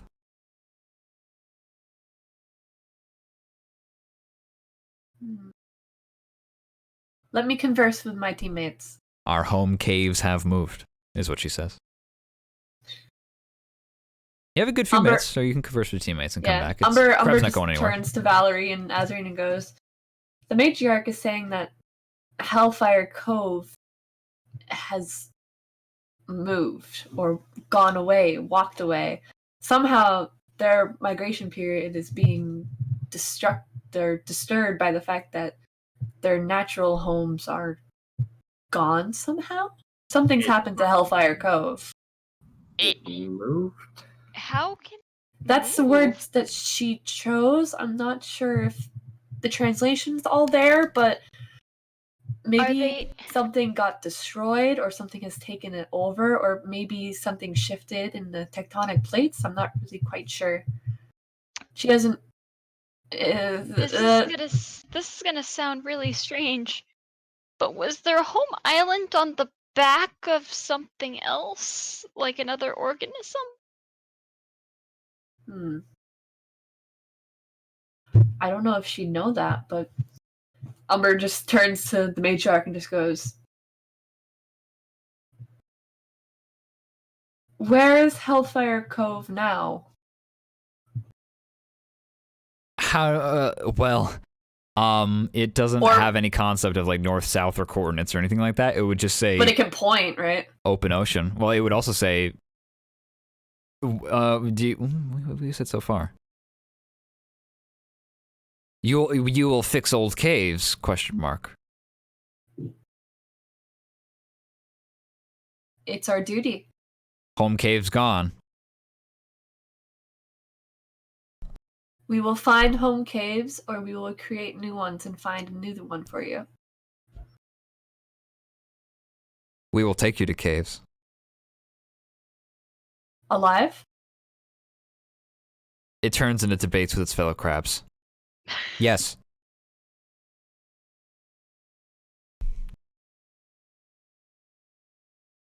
Let's go. I'm sorry. Azreen lamenting in the chat. Sorry, Azreen, I didn't realize that your talk to animals trait didn't necessarily mean that you could talk... They could talk back. I didn't either. But hey, that's okay. For the most part, that's very useful anyway, because you can ask dolphins to like, hey, can you lead me to safety and stuff like that. And for the most part, that works just fine until you have a hostile sea creature. Yeah. But okay. The crabs are offering to take you to their home cave. Umber's just relaying this information of like they want to take us to their home cave, but alive. Is it underwater? Cause Well, crabs breathe air, so there has to be oxygen. okay. That's true. Okay. Yeah, there has to be like cove resting spots or something. And also, she said Hellfire Cove, so that makes me think it's more like an inside, like open air cave. That's what I'm Okay. getting. Well, let's go then. Where is it? The crab starts to shift beneath your feet, What? and it will stand up, Oh right, we're still on this thing. Yeah. and it starts walking. It starts walking towards the coastline, and it goes into the water and just goes. You have fought admirably. You are the new blue. He says we have fought admirably, and we are the new blue. I don't know what that means. I think it's a sign of utmost respect. Since All I the guess other crabs blues, raise their claws as you walk by them. the blues protect the matriarch. New and blue, new blue. They all chant. God. Everyone else I is think here over and over again. We're being celebrated. It's okay. I'm very scared. I am not privy to the way of the crab. I don't know what's happening. This sounds very threatening. It's an exceptionally. While you ponder on the meaning of crab hell and why they would call it something like that, the crab dives into the water and just barely is high enough above the water for you all to continue to breathe. You stick your head underneath and you can see that it's following along in a very intricate collection of crag and rock that sticks up out of the ground.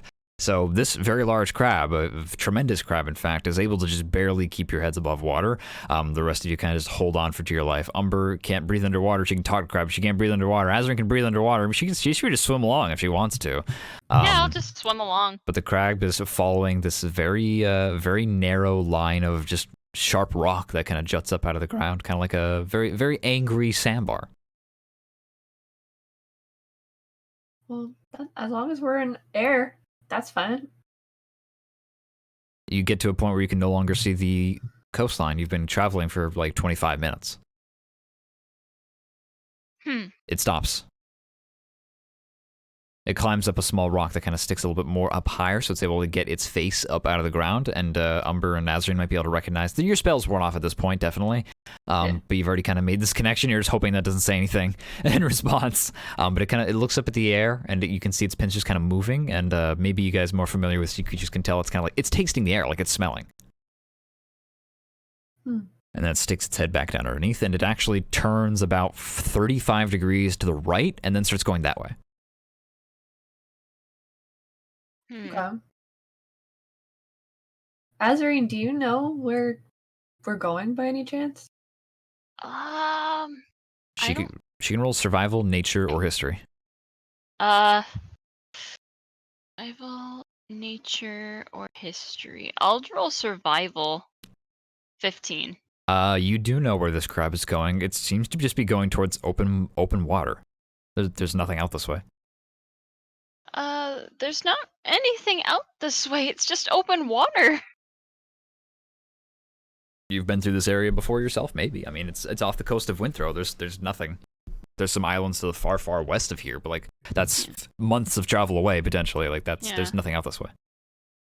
I have like an arm around Valerie, like under her like arms to keeping her afloat-ish. Just kind of swimming along. It's just open water at this point. There's not an island for miles, and even if there was, it's like, and even the ones that are close by are like months worth of travel. The crab sticks its head back up out of the water and goes. We're here? And then digs its face down underneath the water, and you start to sink a little bit more, Oh God! And then you're up to your chin. I can't swim. I can't. You hold on to the crab's back. I've got an arm underneath Umber too. Don't worry. The crab is you're barely able to see into the water, but the crab is following some kind of like there's a bit of a hill that kind of goes down, and the crab is still falling. These are the underground, very rocky, very stony. There's some sand here or there, but the only thing that's here is mostly just like rock. And it's going kind of a bit deeper, a bit uncomfortably. You're under the water about 15 feet now, 20 feet now. Your ears very much so hurt. You kind of shut your eyes and kind of just hope it'll be over soon. And after about a minute and a half, I was actually holding my breath, and then I had to realize I didn't need to. I understand.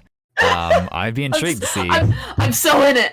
Why don't you all roll Constitution saving throws? Because after a minute and a half, it's just all water. Yeah, that's true. Guess who's about to pass out? I mean, a minute and a half is like past the threshold of like normal breathing. Yeah, you guys get like a minute and a half for free, but after that, I'm sure there's like a stat modifier of like whatever your Constitution is. But okay, with a 19, Umber, you're pretty good at this. 11, Valerie, you start to black out a little bit, and eventually your mouth opens and your mouth fills with seawater really quick, and you immediately kind of like expel it and shut your mouth again, but then you're starting to fade off again, and that's when the crab breaks surface again, and you're all able to breathe.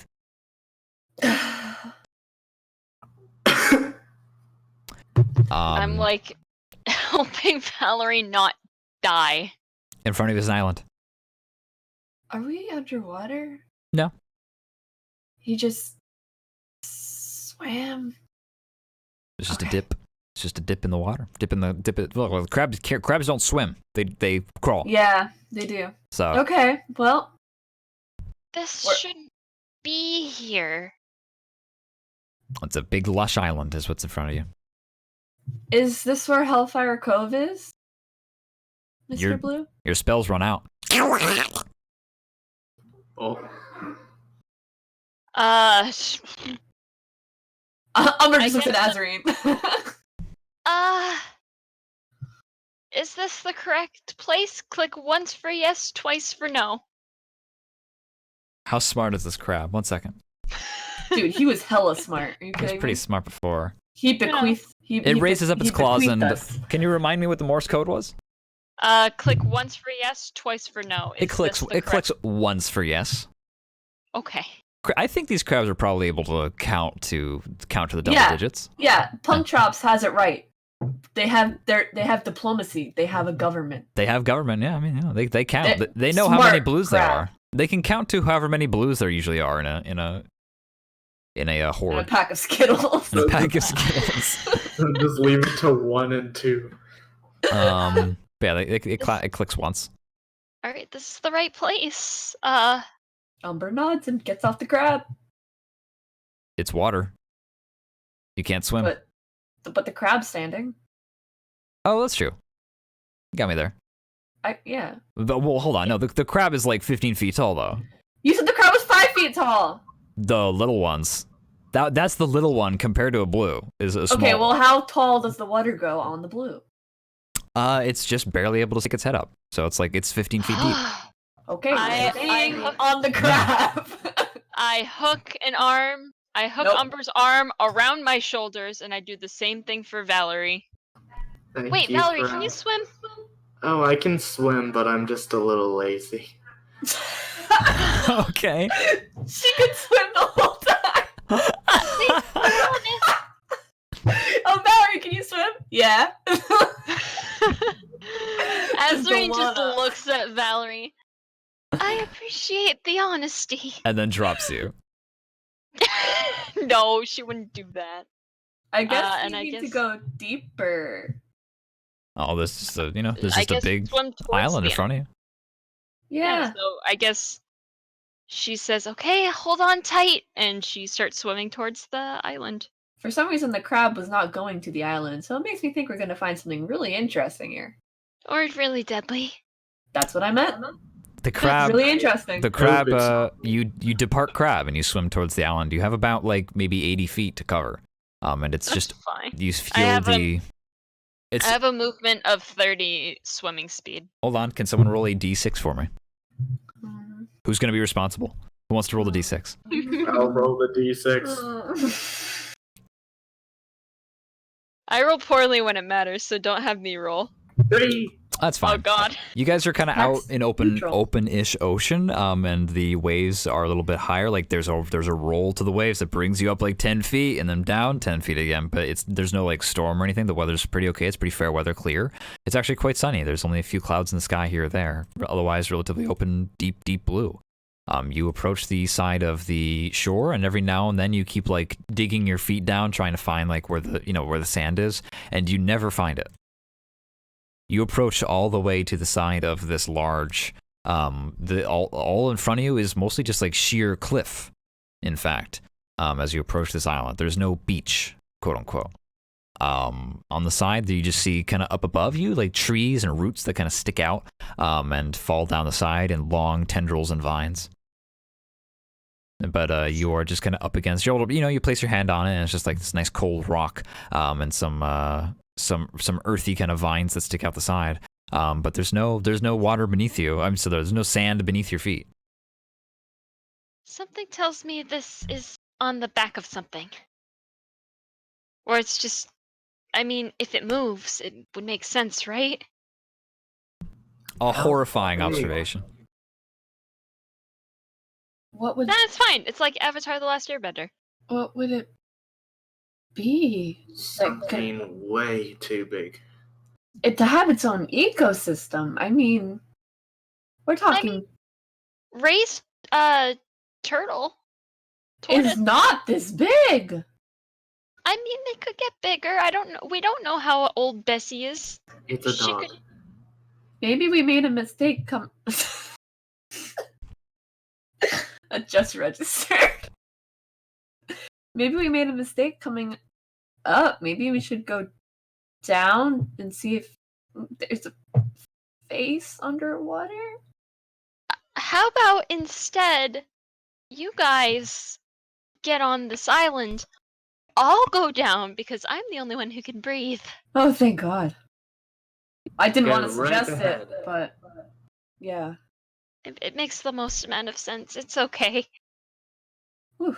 So I'm gonna try and find an area to deposit my cargo. Well, what does that mean? I want to find just like a low area. Oh, you're of click this- clacking. You gotta unclick your clacks. I'm literally not doing anything. I don't know, you're- literally I don't know what it is. not doing anything. If you hold your phone up to your microphone sometimes, it'll do that. Oh, that's dumb. All right.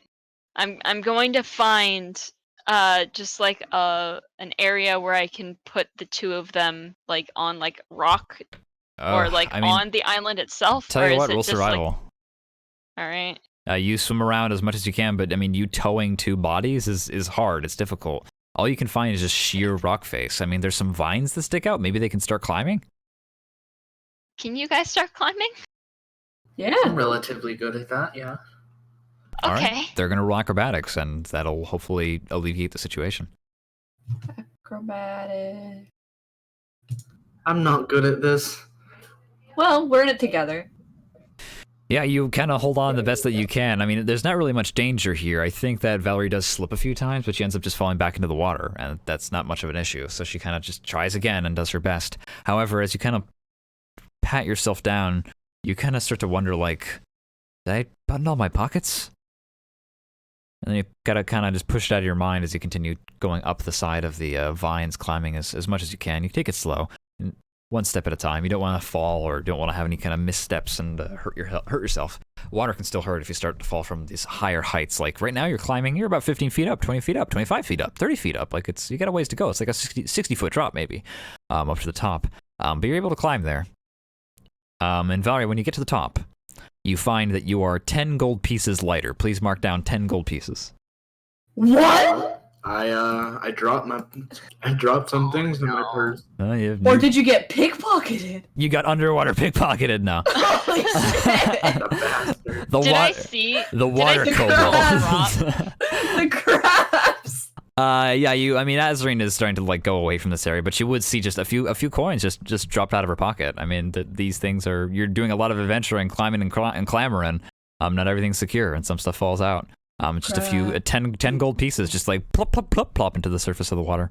Crab people.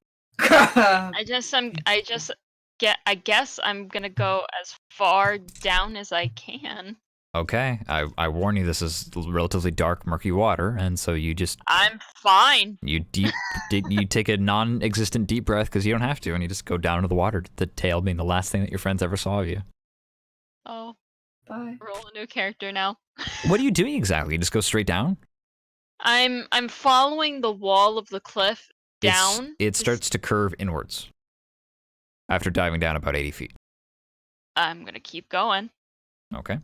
Yeah, you go very deep to the water. You're about 120 feet now, 150 feet now, 170 feet now. It's starting to get very dark as you follow this curve inwards. The shadow of what's above you starts to kind of block out the light. It's difficult to see. I'm gonna cast Dazzle You. Oh wait, no. Illuminate. Excuse me. On my shell pendant to give me some sort of Okay. a little bit of light. Well, you get the light solved, but there's still a lot of like murk and dust down here. And I think you're gonna roll a That's fine. perception check for me. Perception. What am I gonna do? Drown. 19. With 19 perception, down deep below, way just barely out of the range of your sight, is movement of something large. Can I get?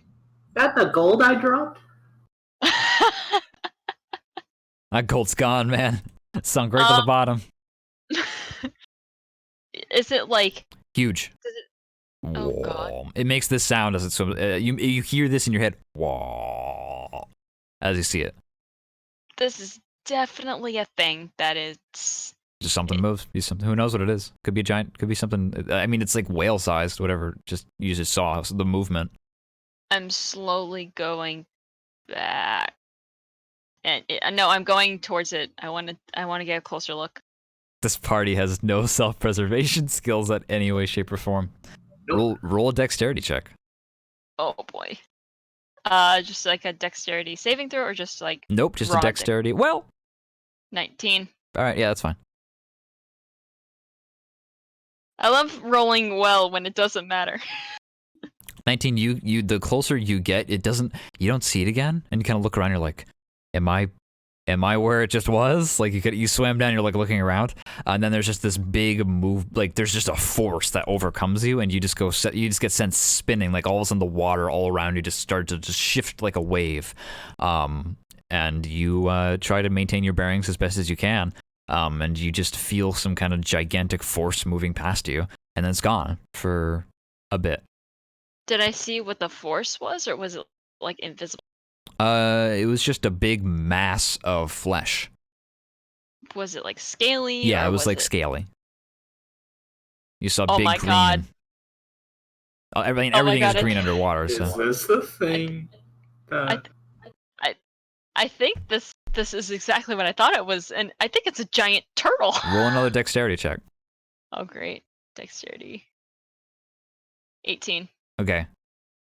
18. Another huge mass of force comes going past you, and I don't think your luck is gonna last twice in a row. You take damage. What? But You it's are 18. struck by a tremendous amount of force. 18. You take 4 points of bludgeoning damage A strong dog. as this thing just pushes Ow. whatever this thing is. It's like getting hit by a whale tail. And it might Right. be a whale. It's like a whale just blindsided you. And you're not even sure if it hit you proper or if it's just the force of the water being pushed out of the way. All right, I'm swimming. I'm backing away. All right, you swim back up to the surface. It's a lot brighter now. Down there it was almost pitch black. And the only reason you could see is because you brought your own light with you. And now you are swimming back up to the surface. Valerie and Umber, we're going to come back to you. It's a few minutes, so you climb up to the top, and you are standing in what appears to be a kind of seaside-y kind of a forest. Hardy trees, lush greenery, It's quite pretty here. tall grass, very well definitely not manicured. And also, you actually hear birds.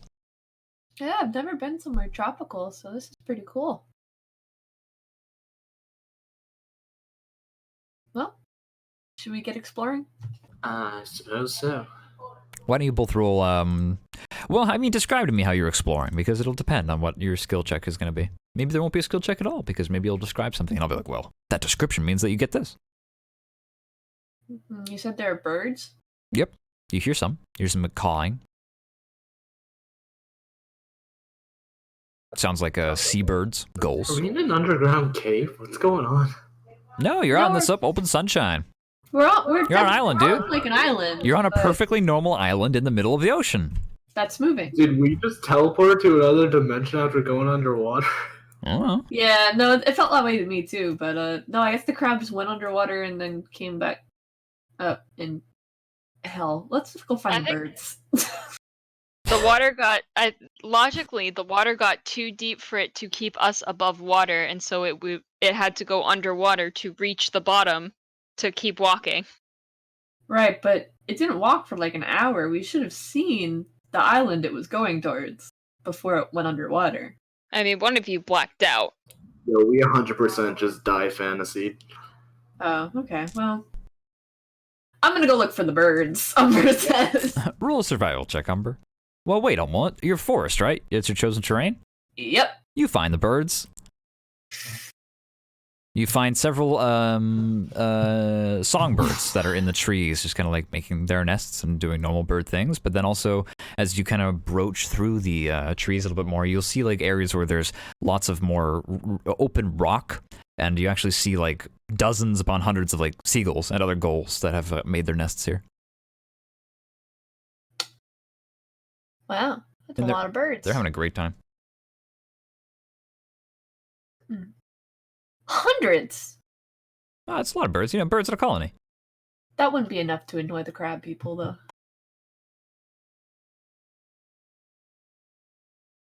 Damn. Am I gonna have to? No. No. Birds are dumb. Well, You don't know until you try. There is a very Yeah, but only have 2 more spell slots left. you hear like a sound, and you're covered in water. The bird just spit on me, didn't it? Well, a bird kind of spit on you. There's What I'm saying is, a very if- annoyed, very wet claws that scratch has just shook off all the water that was. Umber just looks at him and then yanks him by the leash and is just like, "What are you doing here?" Oh, I mean, you brought him with you, right? I mean, am I? No. Where did you logically? There was no point where you said I leave him blank. So Yeah, I was talking to Azarine and when we were in the hotel, and she was like, "You're not taking him with you, are you?" And I said, "No, I wouldn't want his first outing to be with giant crabs. That would just scare him." Oh, all right, well, I guess he's not here then. My bad. I totally missed that. A bird actually spits on Umber. I was like, "What the fuck?" I thought he just followed me. I did not catch that. Totally went over me. Chat has confirmed that apparently it happened, but God if I fucking know about it. It definitely left. I was like, "What the fuck?" He followed me. I'm going for you. I didn't mean that to be that scary of an eldritch moment, to be honest with you. He is a familiar. I was just gonna be like, haha, isn't it funny that you forgot about your pet, and here it is. And it has been with you the whole time, but apparently it hasn't. Oh, my bad. It's just in the hotel room. All He right. was like, "Mother, I miss you." I just leaped out of the window. You are gonna have to pay them to watch your fucking dog, though, essentially.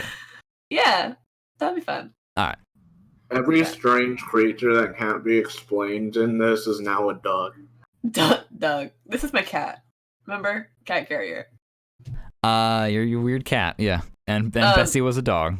So anyways, guess that didn't happen. Did No, a that bird didn't actually spit on me? Or No, that Okay. was just me describing claws that scratch shaking itself Got to it. get the water off of its wings, which apparently didn't happen. Okay, got it. So just forget about that. Got it. Cool. You thought about it and you thought it'd be funny if it happened. I did. Yeah. I thought about it. Wouldn't that be funny? Umber thought, what if that scratch was here? Wouldn't that be weird? weird. And then you continue with whatever the fuck it is you were doing. Because we've already spent too much time on this. I don't, because what if Azarine comes back and she's like, "Yeah, we are on a giant sea creature." I bet that giant sea creature is like would be really interesting to talk to, right? Tell it like, go home. Do you think you can even talk to something that big? I don't know. No, well, When you get so huge, are your ears so big that you're deaf, or I don't know. That's No. That's why No. Gareth never listens. Well, maybe. Fuck you, Garrett. Maybe it's because. No. Well, listen, if you're face to face with said gigantic monster, you have quite a tiny voice. That's true. But also, I mean, it is underwater, right? It's not like I can say anything underwater. So unless we could convince it to raise its head out of the water, if it is in fact a creature. Valerie, you come back. You see Azarine climbing up the side of the rocks as well. She's going to make an acrobatics check for him. All right. Please, for the love of God. Just get above. Oh, actually. Get above a 9 or an 8. Yeah! I backflip back up onto the top. There is a sound, a sploosh sound, and whoosh, she flies up, having dolphin Free kicked Willy! 80 years. And yeah, she's climbed back up. She is with the rest of you. She's wringing out her hair. Oh, hey, Oh. Azarine. I just thought of a cute nickname for Azarine. What? What? Reenie. Oh. Brutal. Azarine, I know that Azarine's player just looked at the camera like she was on The Office. I know that's what she just did. And there's a reason for it, and we're all going to come back to this moment many weeks from now, and this is foreshadowing. Adorable. Carry on. Azreen rings out her. That is definitely a big animal underneath this island. Oh, Hey! I don't know what it is, but it's big. So is the bet on that it's so big that it's deaf? I think you can hear me. I don't Cool. think I can go. Okay. I physically cannot go down there again without taking damage because it's just. I am apparently just an inconvenience, even though I'm 12 feet long. Valerie, 2 gold, it can hear me. Gotcha. 2 gold. Okay, I think we need to get it to raise its head out of the water so that I can try to convince it to go We home. completely blew Azarine off and they're just trying to get this bet to work. Azarine's like dying and we're like, money. I think I missed something while I was down there. Well, how is it doing damage to you? Is it attacking you? No, it moved its, I think, leg, and it hit me, and it hurt. It has a leg? And she's got, like, a bruise on, like, her arm. What did the leg look like? Scaly. Hmm. I think it's a turtle. Hmm. How is it moving so fast? It's swimming. That would be a tortoise. What? Turtles only live on land. Amber says, and then she just walks deeper into the forest. Azarine. I hate that I have such stupid knowledge in my head. She puts her hands together and she presses her lips against her fingers. Umber, you do realize that turtles live in the water and tortoises live on the land, right? You didn't kill a tortoise by accident, did you? Wait, who was that The named? turtle with legs, did you happen to throw one in the water? Oh, what I was see. it? I see. The implication is that Azarine found a tortoise at some point and said, "You must go back to your home," and yeeted it into the ocean. And I understand. Umber looking confused. Tortoises live on land? Oh Yes. no. Umber, how many tortoises have you yeeted into the ocean? You mean how many have I saved? That's not how that works. Oh god. You guys are standing in the middle of a forest. It is quite green and lush. A butterfly lands on your shoulder before departing. Small blue one. Oh fuck, you're right. It's sea turtle, not sea tortoise. I am trying my so God. hard to leave the scene behind, and you just won't let me do it. Because me as a person didn't know this.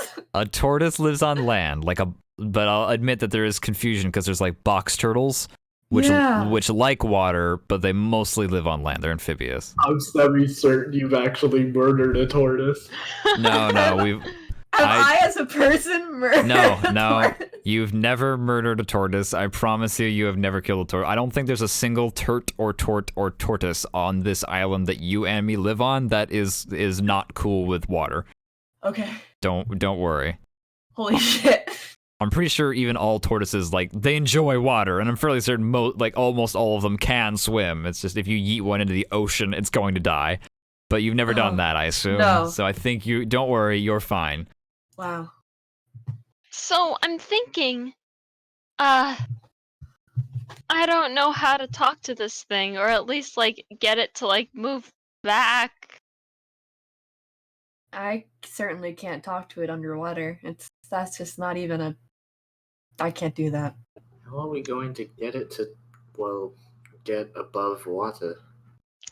Wait! Mm. What? Oh, wait! What? Wait. Okay, so I know the spell Thaumaturgy, which only makes me able to cast minor illusions, nothing good enough. But Azarine or Valerie, can you guys cast any spells that are like bigger mirages almost? Bigger things? I can cast a spell to increase your voice, but not really that big of a scale. I can hypnotize things from a very large radius, but I don't know what good that would do. I mean, I don't think my voice will do any good right now. The ground shakes and moves and rolls. Everyone make a strength saving throw. That's just normal seasickness. I vomit. Oh god. All right, that's fine. Umber, you kind of... Ooh, you know what? Umber cancels out Azarine's bad roll. So... Azarine, you, like, the ground shifts, not in the sense of, like, oh, like, everything's shaking, like, earthquakey style. Like, the ground literally falls out from under you. You guys standing more near the edge still, just talking here as soon as you kind of crawled up the side of the cliff. The ground slides away and falls down, the earth and the rock falling into the ocean. And Umber grabs onto your wrist at the last second and kind of throws you more up onto where the ground is still stable. Azarine and Valerie, you are fine. You kind of get thrown forward, and Umber catches up behind, throwing her body more onto the solid ground as well, holding onto clumps of the earth, Umber hanging off her waist, dangling over the water below. A significant drop, not lethal, but certainly would hurt. Huh. And the ground eventually begins to stop shaking. I wonder, does the ground of this turtle count as its body, or just stuff it's gotten over the years? Below you, you're holding onto grass and dirt, and it feels like normal soil and whatnot, but I mean, that's, I think it just accumulated over time. It's the turtle of Theseus. What's making it move? I wonder if... can we scare it back into, like, turning around? We might be able to, like... What if we found a cave to like, get closer to its body? Because right now I'm assuming we're on its shell. Right. So, what, do you want to try to steer the turtle? To steer something this big? I don't know. I'm all ears if you have another idea. I don't have much of anything. Well, I guess we go find a cave, and she starts walking into the forest. All right. How big of an illusion can thaumaturgy create? Like the size of your hand, like an apple. No! Yeah. I don't even think you could put that in front of this thing's eyeball. No, you couldn't. Azarine is gonna roll a survival check. I guess she's just wandering. She's exploring the island. 11. Okay. We're gonna divide the island into 4 quadrants. You guys are on the west side. Yeah, we'll do a little drawing. Let me get a little freehand. Let me get a little wild.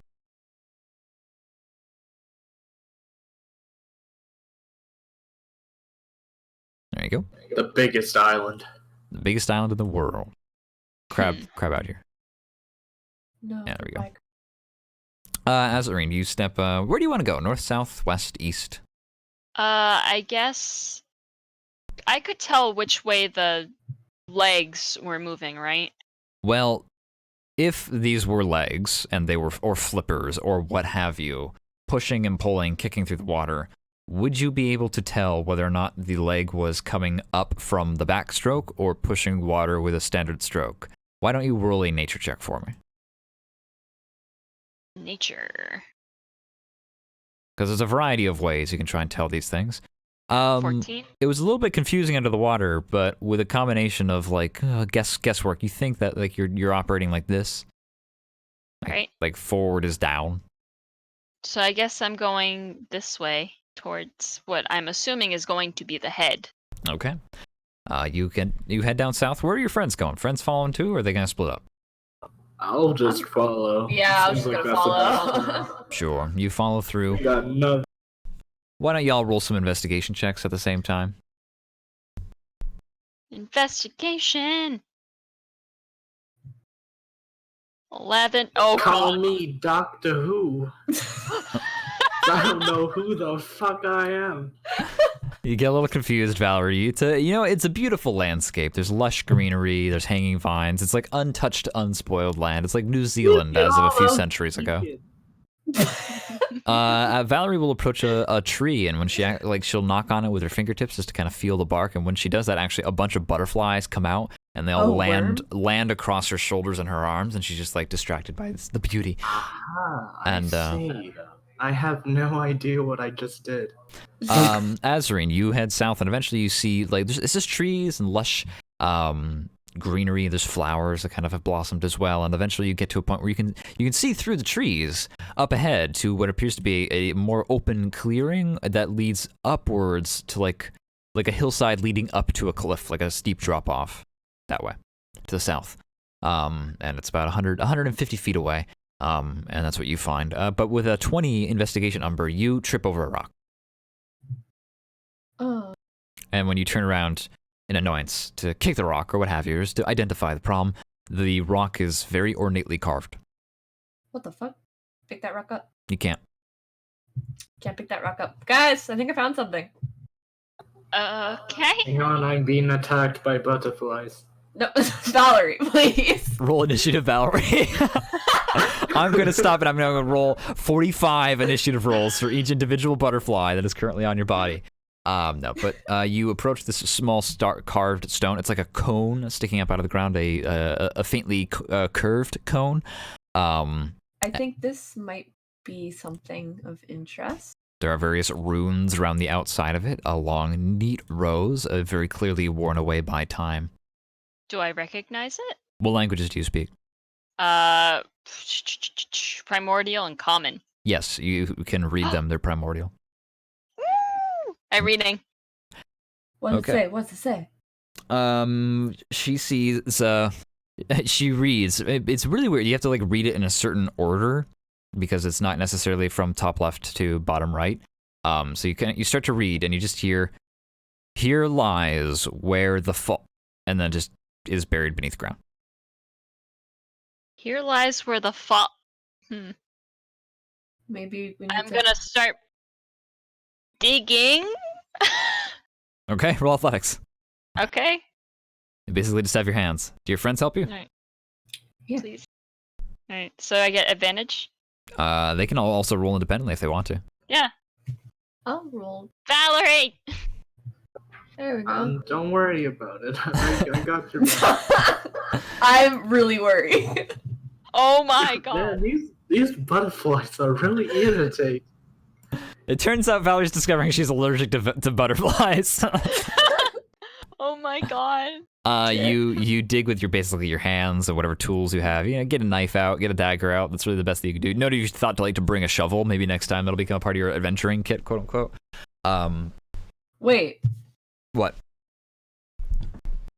Do you have a shovel? I don't think an entertainer's pack comes with.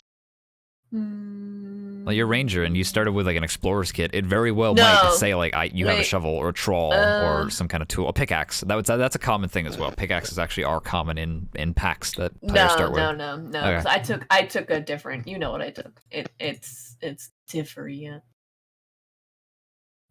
Yeah, I'm afraid in the future, maybe you guys it would behoove you to invest in like Monster Hunter style Good gear. pickaxes, like, gear for this sort of thing. You dig what you can. But Azarine is able to read just by digging down. This cone continues and it widens as it gets lower, and there's more ruins. And clearly, this thing might just, who knows how tall this thing is, this pylon, this pillar. But you unearth maybe like a good 3 feet of it, with all working together. It's very loose soil. But the farther you go down, the tighter and tighter packed the dirt is, and it's just difficult to move. You unearth here lies where the sapphire star fell to Earth.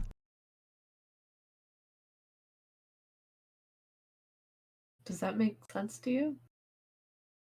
Have I ever heard this before? Of Oh, that's a good the question. Sapphire Star? Roll a religion check, roll a history check. I'll let you pick. History. What's my religion? It's the same history. 20. Sounds very familiar to you. Maybe you should check your maps. Maps? What maps? I don't have a map. I do. Sapphire Ruin! Oh my god!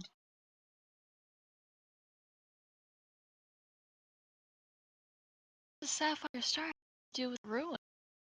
Why would that be here? Sapphire Ruin it's in the middle of the ocean, so I think it has something to do with like Seda, right? Yeah, if you're asking as a completely Yeah. unrelated separate question about a definitely completely unrelated topic, that is the Sapphire Ruin. It's an ancient Seda religious site. It was a city long, long ago.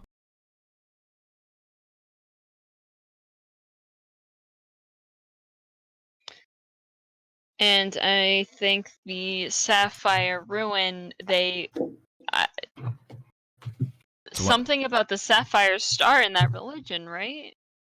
You're gonna have to roll another. You have to roll specific a religion check with the 20 history. You know that the Sapphire Ruin. Well, originally it wasn't the Sapphire Ruin. It became a ruin only more recently. But it's probably the oldest Seda city in the world. With a 10 religion, the Sapphire Star is not really bringing a lot of memories necessarily, but I mean, there's a strong sense of shooting stars in Seda culture is a big thing. You're not really married to land masses or anything, so like up above is just like the only landmarks on the horizon of Seda world, quote unquote, is the stars.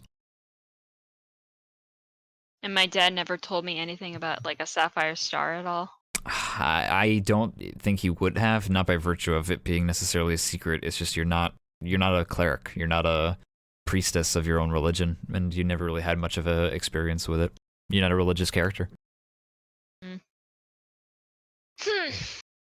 She like stands up, dusts off her hands, and then just puts her hands on her hips and huffs.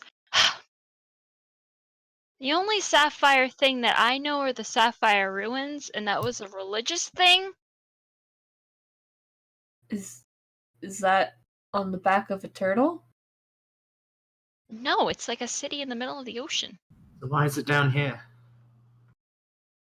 I don't know. Here lies where the Sapphire Star fell to Earth. Maybe we need to look around more. Now we know where this Sapphire Star fell. On the back of a sea creature? I suppose stranger things have been happening lately than this. Is there like another like tombstone thing around, or is it like are we like in a graveyard? Why don't you roll an investigation? No, I mean you haven't unearthed any bodies. It doesn't look like any tombstone you're familiar with. It's a tombstone of a 11. Eventually, after looking around long enough, you find almost equidistant on the opposite side of the tort, if that's what it is. It's a tort. Is another one that you find. I read the runes off of that one. Okay. What does it say? Let's see here. Praise be to the dragon that birthed us, Praise and be. destruction to the dragons that gifted us this Hellfire Cove. Praise be to the dragon that birthed us. And what was the second one? Let's see here. Well, this is definitely Hellfire Cove. And damnation to the dragons that gifted us Hellfire Cove.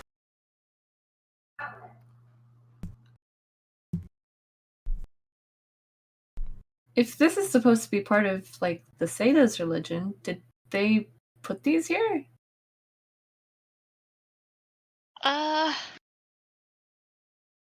I don't know. I've actually been very isolationist when it comes to Seda culture, unfortunately.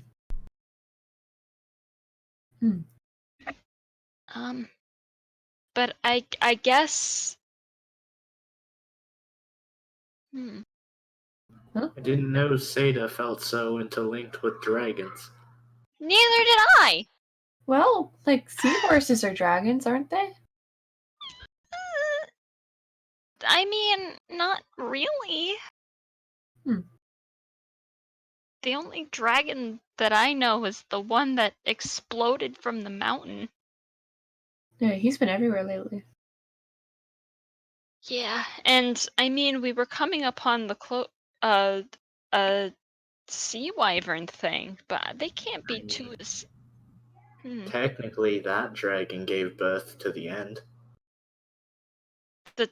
The sea wyvern? No, the one that blew up the mountain. No, the bad dragon.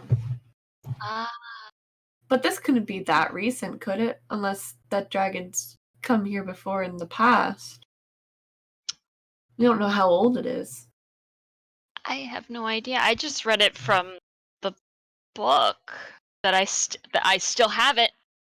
The history of northerly sea ruins.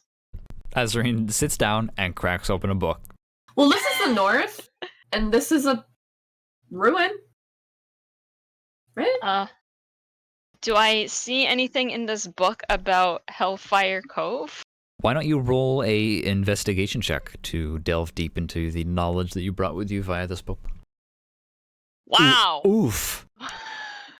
I can't read. There's just a lot of knowledge in this book. It's like a few hundred pages of just thickly dense academia paper. Big words, and it's hard for her to deduce. It's hard for her to read. All right, everyone, crack down. Valerie, you're reading the book. Valerie, roll an investigation check if you want to abide by this order from Umber. Okay, let me see what I can do. Still being attacked by butterflies. Covered in Stop butterflies. Not at all in any threatening manner. She's just covered in butterflies that just gently beat their wings back and forth. Wow. Valerie, you flick to the end, you go into the index, and you manage to find something called Hellfire Cove. Hellfire Cove, right there. Page 253. There's like a butterfly on the finger she's using to point. I need art of this.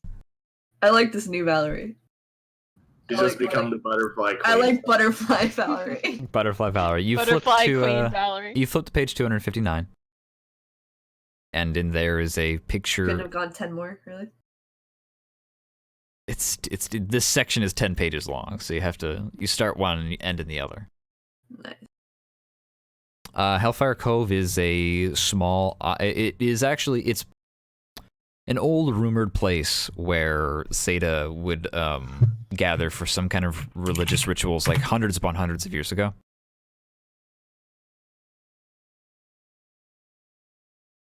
I can't believe they found a choose your own adventure. I don't understand that comment. But they. Umber, why? It's Hellfire Cove was a place that Seda conducted various religious rites hundreds of years ago, and it is off of it's connected to one of the islands in the far north of the Winthrow Seas.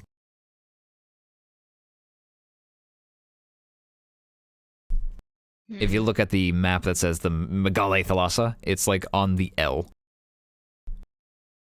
Hold on. Wait. There it is. Ah. Yeah, you're a few thousand miles to the southwest of there. Oh. That's far. And he'll detail a few ruins that he's found around there. It seems to be difficult for them to get deep into, though, because a lot of the older part where like there's caves and ruins in Hellfire Cove is actually infested with rust crabs. And the scientist who wrote this book, I believe it was Professor Electron, I think so. was unable to get any deeper because the caves are full of red rust crabs. Oh. So if we go into the caves, we might be able to commune with the entity? This book warns you against doing that because of how dangerous red rust crabs can be, especially hostile when their territory is threatened. But there are no red rust crabs here, so we can just go. Right? Are there? I mean, No, they all migrated. We are trying to get them back here, so I don't know why they'd be mad at us if we found the way to their caves, so we could be like, okay, don't worry. This is probably gonna get us killed. Yeah, I'm just. Where would the caves be? Oh, Does probably it say? down on the east side. All right, let's go. Okay. 1, 2, and then 3, and then 46 party members. Nice. There you go. You have 46 party members now. You walk over to the side, and that's where you see a lot of the birds have kind of like started to get a little bit more aggressive around you and a little bit spooked because of the earthquake tremor that's kind of happened.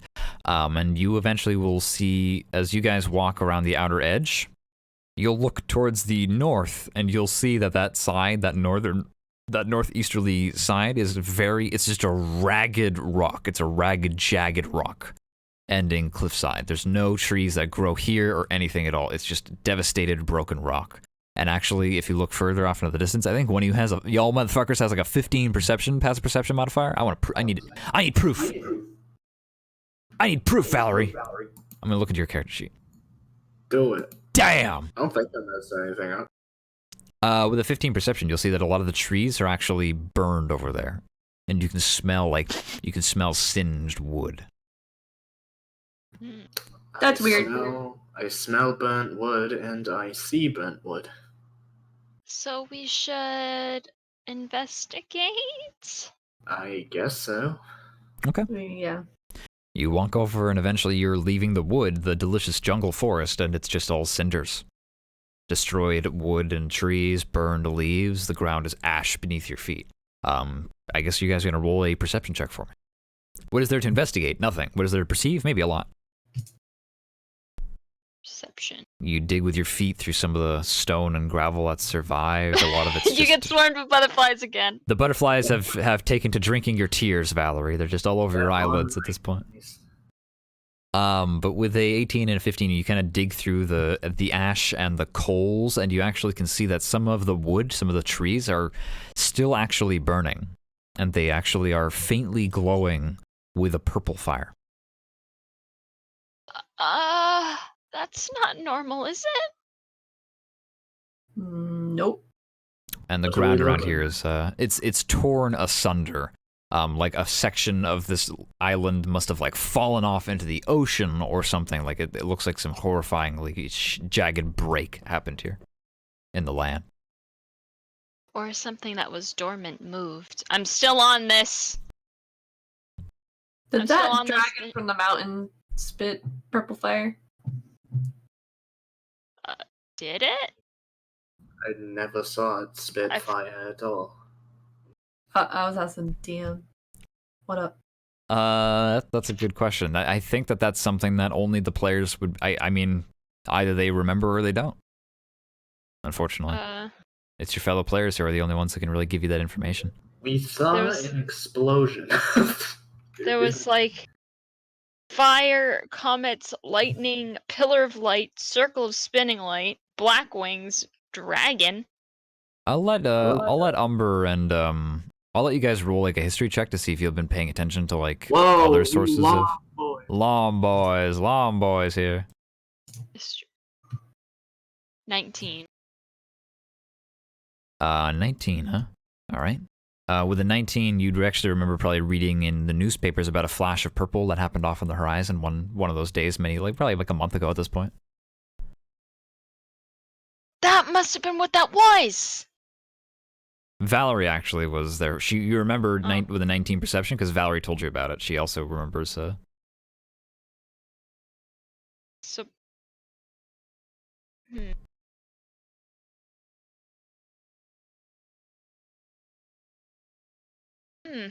Alright. Well, if I were a sea creature and I got fire thrown on me by a dragon, I'd probably start moving too. Yeah, I understand why, I suppose. I don't think we can get. If it's spooked like that, then I don't think we're getting it back to its home. Or where it belongs. Why don't we just move the crabs over here? It's not that simple to move mating grounds or like. Plus, I think this thing is probably not keen on stopping anytime soon, so the crabs would just be hitching a ride to a area that it's not familiar with. It's like moving me to the far south of here, where there's snow. Hmm. I wouldn't know how to survive, I guess. Is the correct term I'm looking for? But maybe we can put this fire out. I suppose it's probably the only thing that we can really do right now. I'm gonna go over and I'm gonna start like Well, it's just using like my it's like embers. Yeah. It's like when a Yeah. fire is dead in the fireplace. Like it's an hour later, and there's just the faintest remaining embers. Okay. If you'd Maybe we like to should try and just go snuff look it in out, there you for can. clues. If you want to just try and use thaumaturgy or something, you can give it a shot. I think thaumaturgy is supposed to be able to just like snuff out a candle, right? Yeah, I'm just gonna use Dazzle You to do that. Okay, it doesn't work. What? It Fi- doesn't take out the. I'm gonna go touch the fire Okay, roll a Constitution saving throw. because I'm immune to fire. So let's see how this works. Okay. 20. It hurts severely. It burns you horribly. With a 20 Constitution saving, you don't take any damage per se. But it feels like your very fucking soul is being killed when you touch this fire. Mm-hmm. This isn't fire. That doesn't look what great. What is it then? It's almost necrotic. Ew. That's not good. It But doesn't burn. It just hurts the soul. It does seem to be dying away, though, ever so slowly. But I bet this creature can still feel it. Is there like a cave nearby or like? Why don't you roll another investigation? There's a lot of this island you still haven't explored yet. A survival check, sorry. I meant a survival. Oh, Sorry. can I take the 18? Yeah, I'll let you take the 18 because I misspoke. But to explore is a survival for next time. Well, where do you want to go? I mean, there's several places that you can go still, but as you walk along the edge, it's mostly just like that dry drop-off cliff. But if you walk around to the north or to the south, there's still some places yet to see. So basically, those are your two choices. It's basically just north or south. I guess going south this way, Okay. continuing towards like the supposed head. Sure. As you head down towards the supposed head of the creature, there is just a massive cliff. It just goes up, up, up, up, up, up, up, up, up, and then you're overlooking maybe hundreds of feet down into the water below. but you do see some land that kind of sticks out off the side of the large island and out into the water below, like a little archipelago. I And there think we should does seem probably. to be some darkness down there that might be in. You might be on top of an overhang that overhangs like a cave. Who Hmm. knows? I think it would be a good idea to go down there.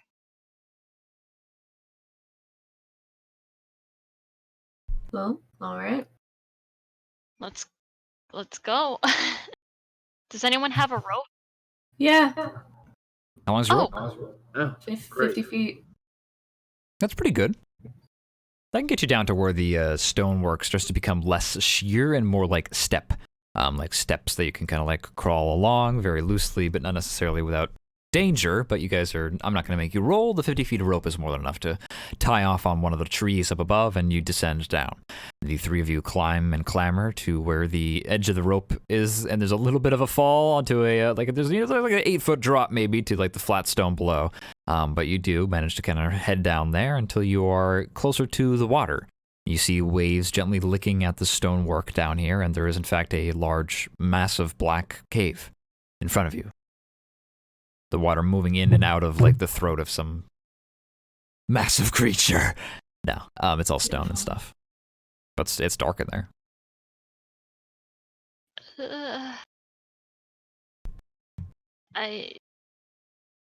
I guess we're gonna go in, right? I guess Yeah. so. I I- mean, can't see I have- immediately, but I have dark vision, so I could go first. Actually, Azreen touches one of her chakrams and it lights up. Oh, even better. That works. Is that a cantrip? Yep. Cool. You illuminate your chakram, and with this glowing halo in front of you, you start walking along the very narrow rockways. To the left of you is just water, and you go into the darkness. I think we're going to take a quick break real quick, and we'll be back in about 10 minutes. How's that sound? Sounds good to me. All right, we're going to pause and BRB. Bye-bye. Bye.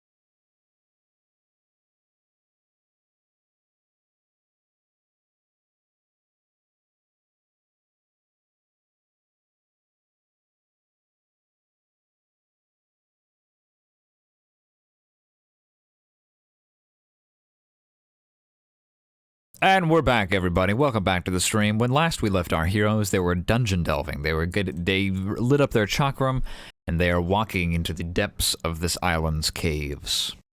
Can someone get a nature check for me, please? Am I good Who's at nature? better at it? I'm 3. I have a 1 in nature. Interesting. I've also got a 1 in nature, so go ahead. Alright.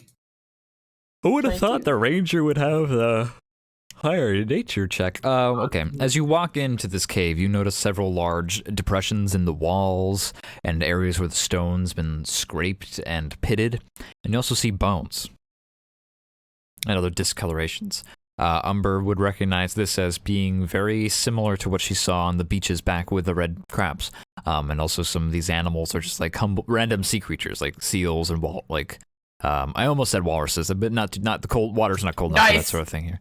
But there's a lot of sea creatures like that, sea lions, some sea turtles. You can still see like the shells and stuff like that. And So this is definitely their home. Hmm. No doubt about that. the cave continues deeper. Do you press onwards? Do you look in the water? What do you do? I'm gonna take a peek in the water, see what I see. Mostly murky. Some faint rock outcropping with some shine on it. Can I dust off the murk? Sure, why don't you roll a perception check for me? Perception. 21. Okay, as you dust it off, it actually reveals itself to be some silver coins. Yoink! That ain't a rock. You pick up these, as you dust off the muck and murk, it's just this thick mud, and you actually pull out a few coins. You pick out about 9 silver pieces. Woo! And you also see the tattered remains of a satchel.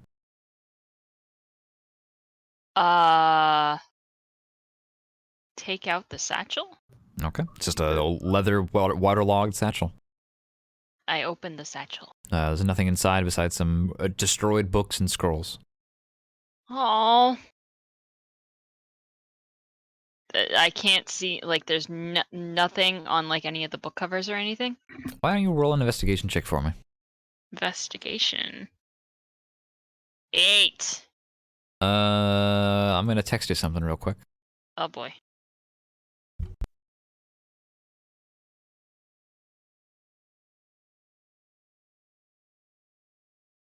There you go. Property of L. What was Well, the he's guy's name definitely dead. that wrote the book that I took? I mean, you have it in your inventory, right? With the author Yeah. name written out and everything? Yeah, it's in my inventory. Well, then, can't you read it? I don't have I have the history of Northernly Sea Ruins, but I don't have the name written down. Oh, it doesn't have the author on it. Okay. It was Professor Electron. I thought you had the author on it.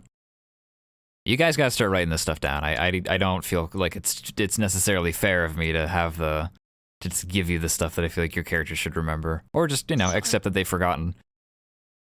Property of L. So it looks like this. Well, it looks like Professor Electron died. You're kidding. Oh, I found him. he fell victim to crab diplomacy. I suppose. Unfortunately. And do I see like a body? No. You know what? That's weird Oh. because doesn't his work say that he wouldn't recommend going near the crabs and that it should be avoided at all costs? So why would he? Well, I mean, to give someone else that advice, he must have, But how Maybe- would his book get published if he died here before he wrote it? Maybe he didn't die here. Maybe he just hightailed it and left some stuff behind. There is no body. I don't know if I was clear about that or not. But Alright, there is no body. Alright, Mhm. so then he definitely dropped his book here and his stuff here and hightailed it out of here. I suppose we just keep going. Yeah. all right. No other choice. Continue deeper into the caves. As you walk along uneven stone and rock, eventually it starts to straighten out, and you can see that the stone beneath your feet is actually well worn. Where once there was just the light of the chakram lighting away, you actually sense, you see like what looks to be like stars up above your head and along the sides. And it starts to brighten a bit brighter until you see that the very rock itself has specks of glowing blue in it that illuminates around you. I think I'm gonna just snuff out my chakram then. All right. You do so. It's a faint blue glow that surrounds you, then kind of barely illuminates the way. It's dim light, if that means anything to anybody. And you continue down the way. Some various moss and other strange flora grow within this cavern. It's still very narrow, and the water laps at your feet every now and then as it gets a bit lower down. But it's, for the most part, dry. You come to the end of a long walkway that follows this cave as it turns a little bit more to the right. And what is waiting for you around that corner is a door. And a dog. I'm so sorry. It's claws that scratch. It's come all this way. It barks at you. Is there anything written on the door, or? It's two big iron doors, and they're just covered in runes. They've been well worn by time. I'm going to have you make a Arcana check to try and read them. 4. No, I can't really read them. I think you only can make out a few things, a few scratches. You see, with a 4, it's a lot of pictographs, a lot of primordials, really kind of like cuneiform and pictographs kind of fused together. You see, turn back.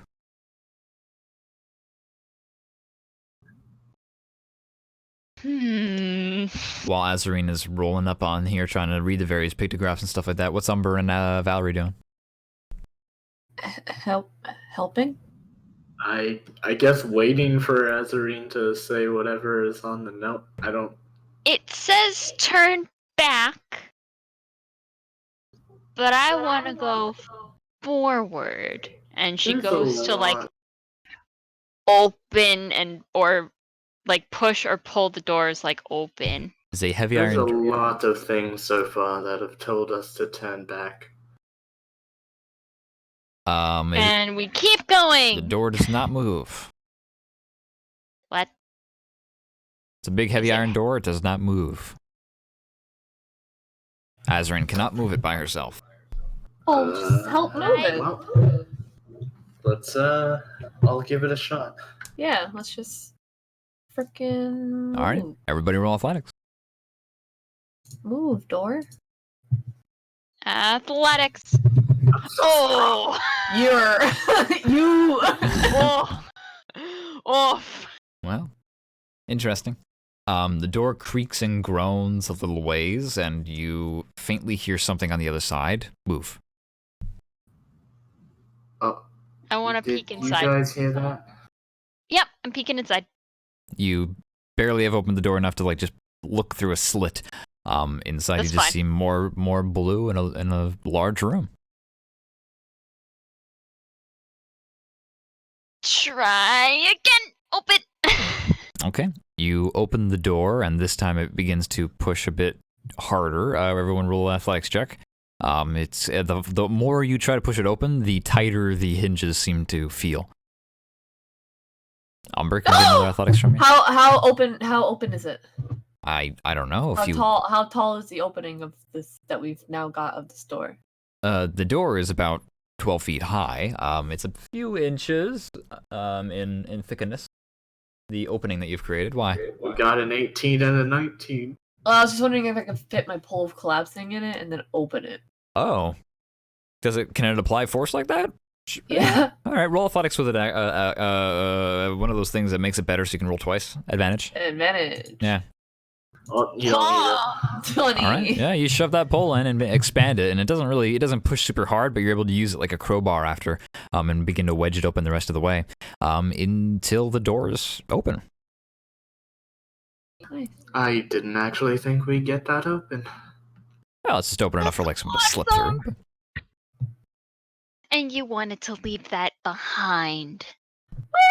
Well, all for the sake of the crowds, Yeah. I guess.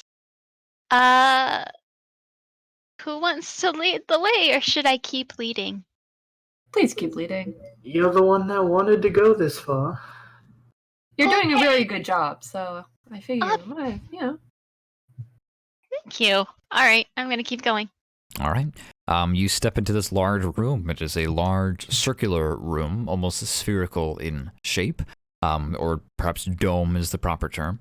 And you look around to your left and to your right, and there are several old bones that line the walls, like several femur bones, like the catacombs beneath France, like bones are in the walls, embedded in the walls. What kind of bones? Roll medicine check. Okay.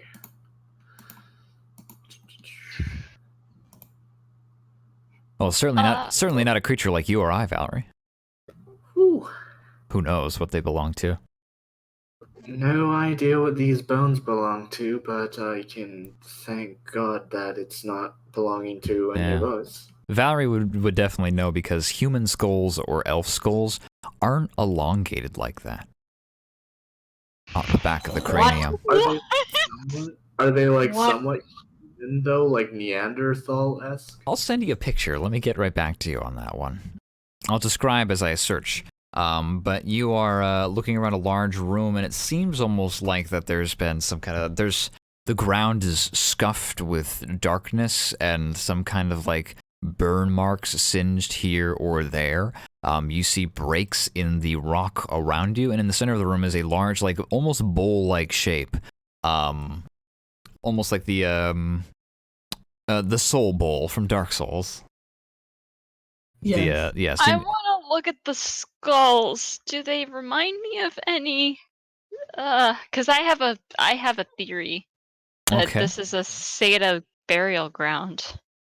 Why don't you roll a medicine check? Okay. Your I'm skull gonna doesn't be- look like that. 15? Well, 19. Oh, they're not Seda.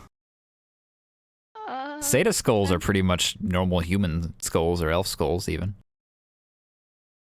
Okay.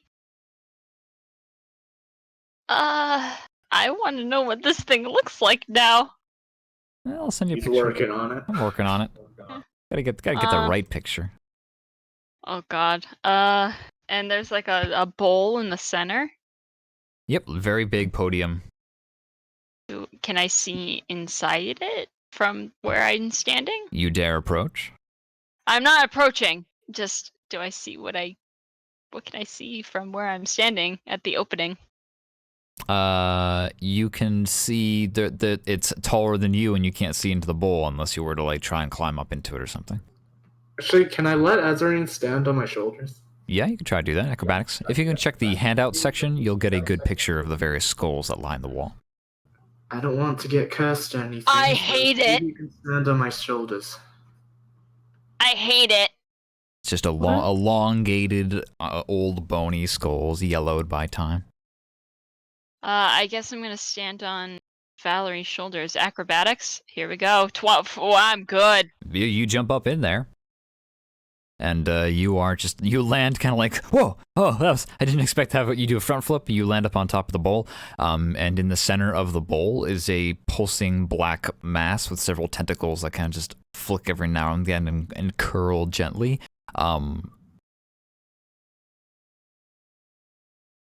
And there's So, what do you see? There's an empty hole, roughly about 2 inches thick, in the center as well.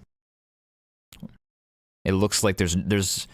I'll give you this bone with your passive perception. That hole looks like clean and completely free of dust. It looks so much different than it looks like something was there, and that was not in that 2-inch hole. Azarine just. This looks like something out of a really bad horror story. Oh, also you do see Nice. 2 footprints. 2 footprints? Yep. Humanoid? Why don't you roll a survival check for me? Survival. And what's the rest of everybody doing in the meantime? Freaking out. 4! I'm Well, examining the skull a little more now. you approach these skulls. They're old. Some have holes in them, and they look back at you, empty eye sockets. Oh, thank Oh God. no. With a Did they- 4. What, Valerie? I was just gonna say something. You can go ahead. Okay. With a 4 survival, you come up to there's these 2 footprints, and you thought it was like just disturbance in like the dust that has settled around here. But now you can tell that's actually like these are 2 indentations in this bowl, and this bowl is made out of like metal or iron. And this is just 2 footprints that look like it belong to. They're not like footprints like toes or anything. It's like they're boot prints. And they're about like maybe 4 feet apart from each other, and they belong to someone with very big feet. And they're just 2 indentations in the ground, in the center, close to the center of the bowl, nearby where this pulsing black mass of flesh is with the curling tentacles, and also the 2-inch wide hole. Are they recent? Well, Umber, are you gonna climb up there? You want to acrobatics for me? Yes. Okay. After Adam. 7. Valerie, you gonna help your Can I friend up help into the her bowl, or? Yeah. Can I pull her? Do I up? also roll acrobatics? No, I'm just looking for justification for her to take that 14. So you can give her a good firm push on the butt up as Azarine pulls Umber up as well, grabs her by the horns and pulls her up. No, I grab her hands. Valerie almost gets slapped in the face by her tail as it kind of swings back and forth. But yeah, now Umber is up in the bowl with her. This bowl is about like maybe 10 feet wide. All right. Let me look at them tracks. All right, roll a survival check for me. 10. That's not amazing, but it's better than a 7, I suppose. Okay, but or let me better tell than you. 4. Let me tell you what I'm looking for. Okay. Make this a little more intriguing. In order to tell if they're fresh or not, I'm going to use the sense of touch to tell whether or not the ground has been compressed back into place by the force of gravity from when it was kicked up, or if it is still airy and light to the touch when I try to move it around. I hate to break it to you, but you're standing in the bowl, and the bowl is made of metal. You're in a big metal bowl. Yeah, but the footprints have to be made with something. Yeah, the metal. What the fuck? Man, that's heavy. Whatever. With that footprint in there. Let me out of this bowl. Valerie's on the right track, maybe. It looks like someone heavy, or just So- stomped into the top of this bowl. Damn, boy. So That's a thick ass boy. So I have 2 observations. My first observation is whatever's making those prints is very, very big and heavy, and the second observation is while these skulls don't belong to our kind whatsoever, they definitely seem intelligent. This isn't an animal of any sort. Tell you Why what, did they reside on a turtle? with a 10 survival, you can also tell that these footprints are boot prints. Made by, like, just normal modern boots, in theory. So either someone grew really, really big, or we're dealing with a giant. And Azarine is dead serious when she says these things. I don't doubt you, I'm just a little confused over these bones and that print. I think Is it must be a giant. The pulsing black thing. Yeah. What is it doing? Well, it's about a half foot tall, half foot wide, and it's just kind of like pulsing. And it vibrates occasionally. Can I like throw a bone in there? Just see what happens? Sure, you throw a bone in there, you just fling it in there, and when the bone just locks into the bowl and kind of rolls down into the center, as things in bowls are wont to do, it falls into this black spot, and the black just kind of pulls it into itself. Okay, that's not the first time I've done something like that to a weird eldritch entity. Flashbacks to the dagger. What? That doesn't seem very friendly. The center where that 2-inch hole was, that definitely seemingly had something in it at some point, sprays black fluid up into the air.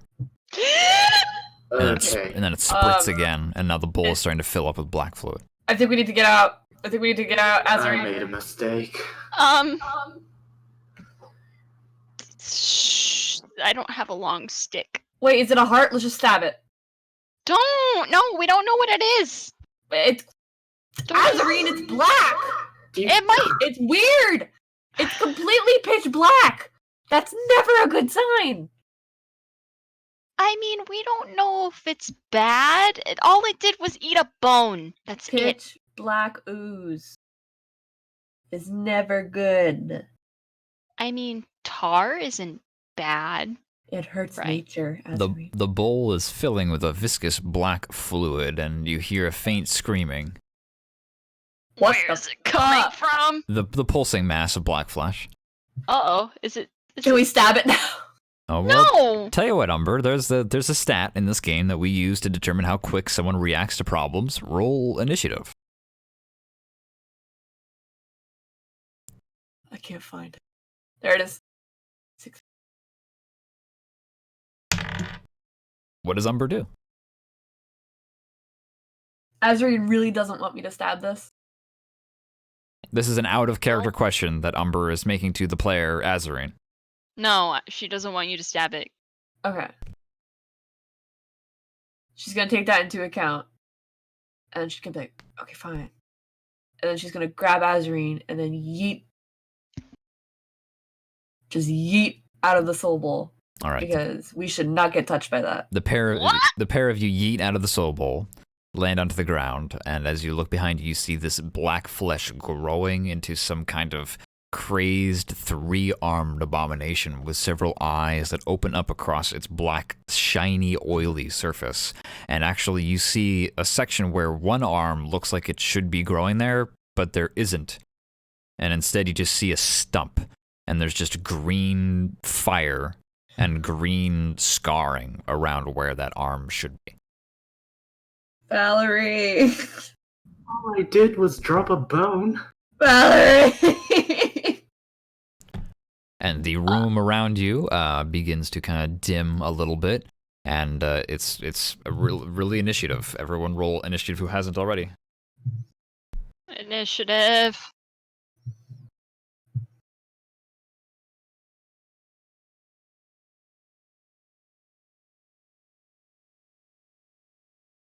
Oh, All boy. right, Azarine, what do you do? Does it seem hostile, or is it Yes. just like, oh god? It screams, its hand elongates into a sharpened knife-like edge, and it swings it down at you. hate it. Okay. Am I like 5 feet from it, or is it like far away? You're far away. You got yeeted out of the soul bowl. We're going to reuse this area as the soul bowl. Is it, how far away from me is it? About this far.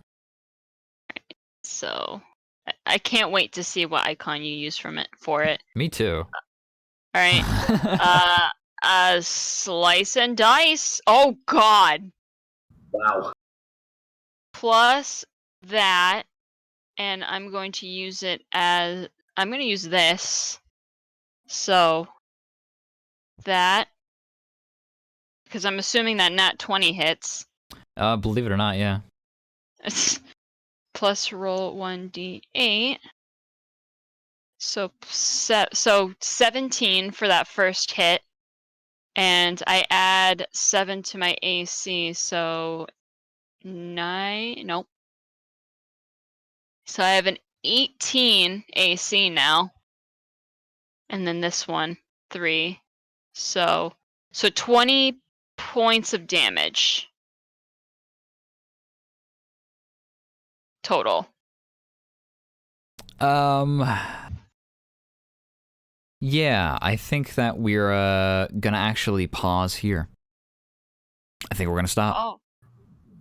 Oh. Yeah, sorry. I'm thinking about it. It's 11:20. It's late, and we usually stop around here. And Umber's got to get going, unfortunately. And I think that I now have is work early tomorrow. yeah. I think now is a good place to stop. But did the damage count?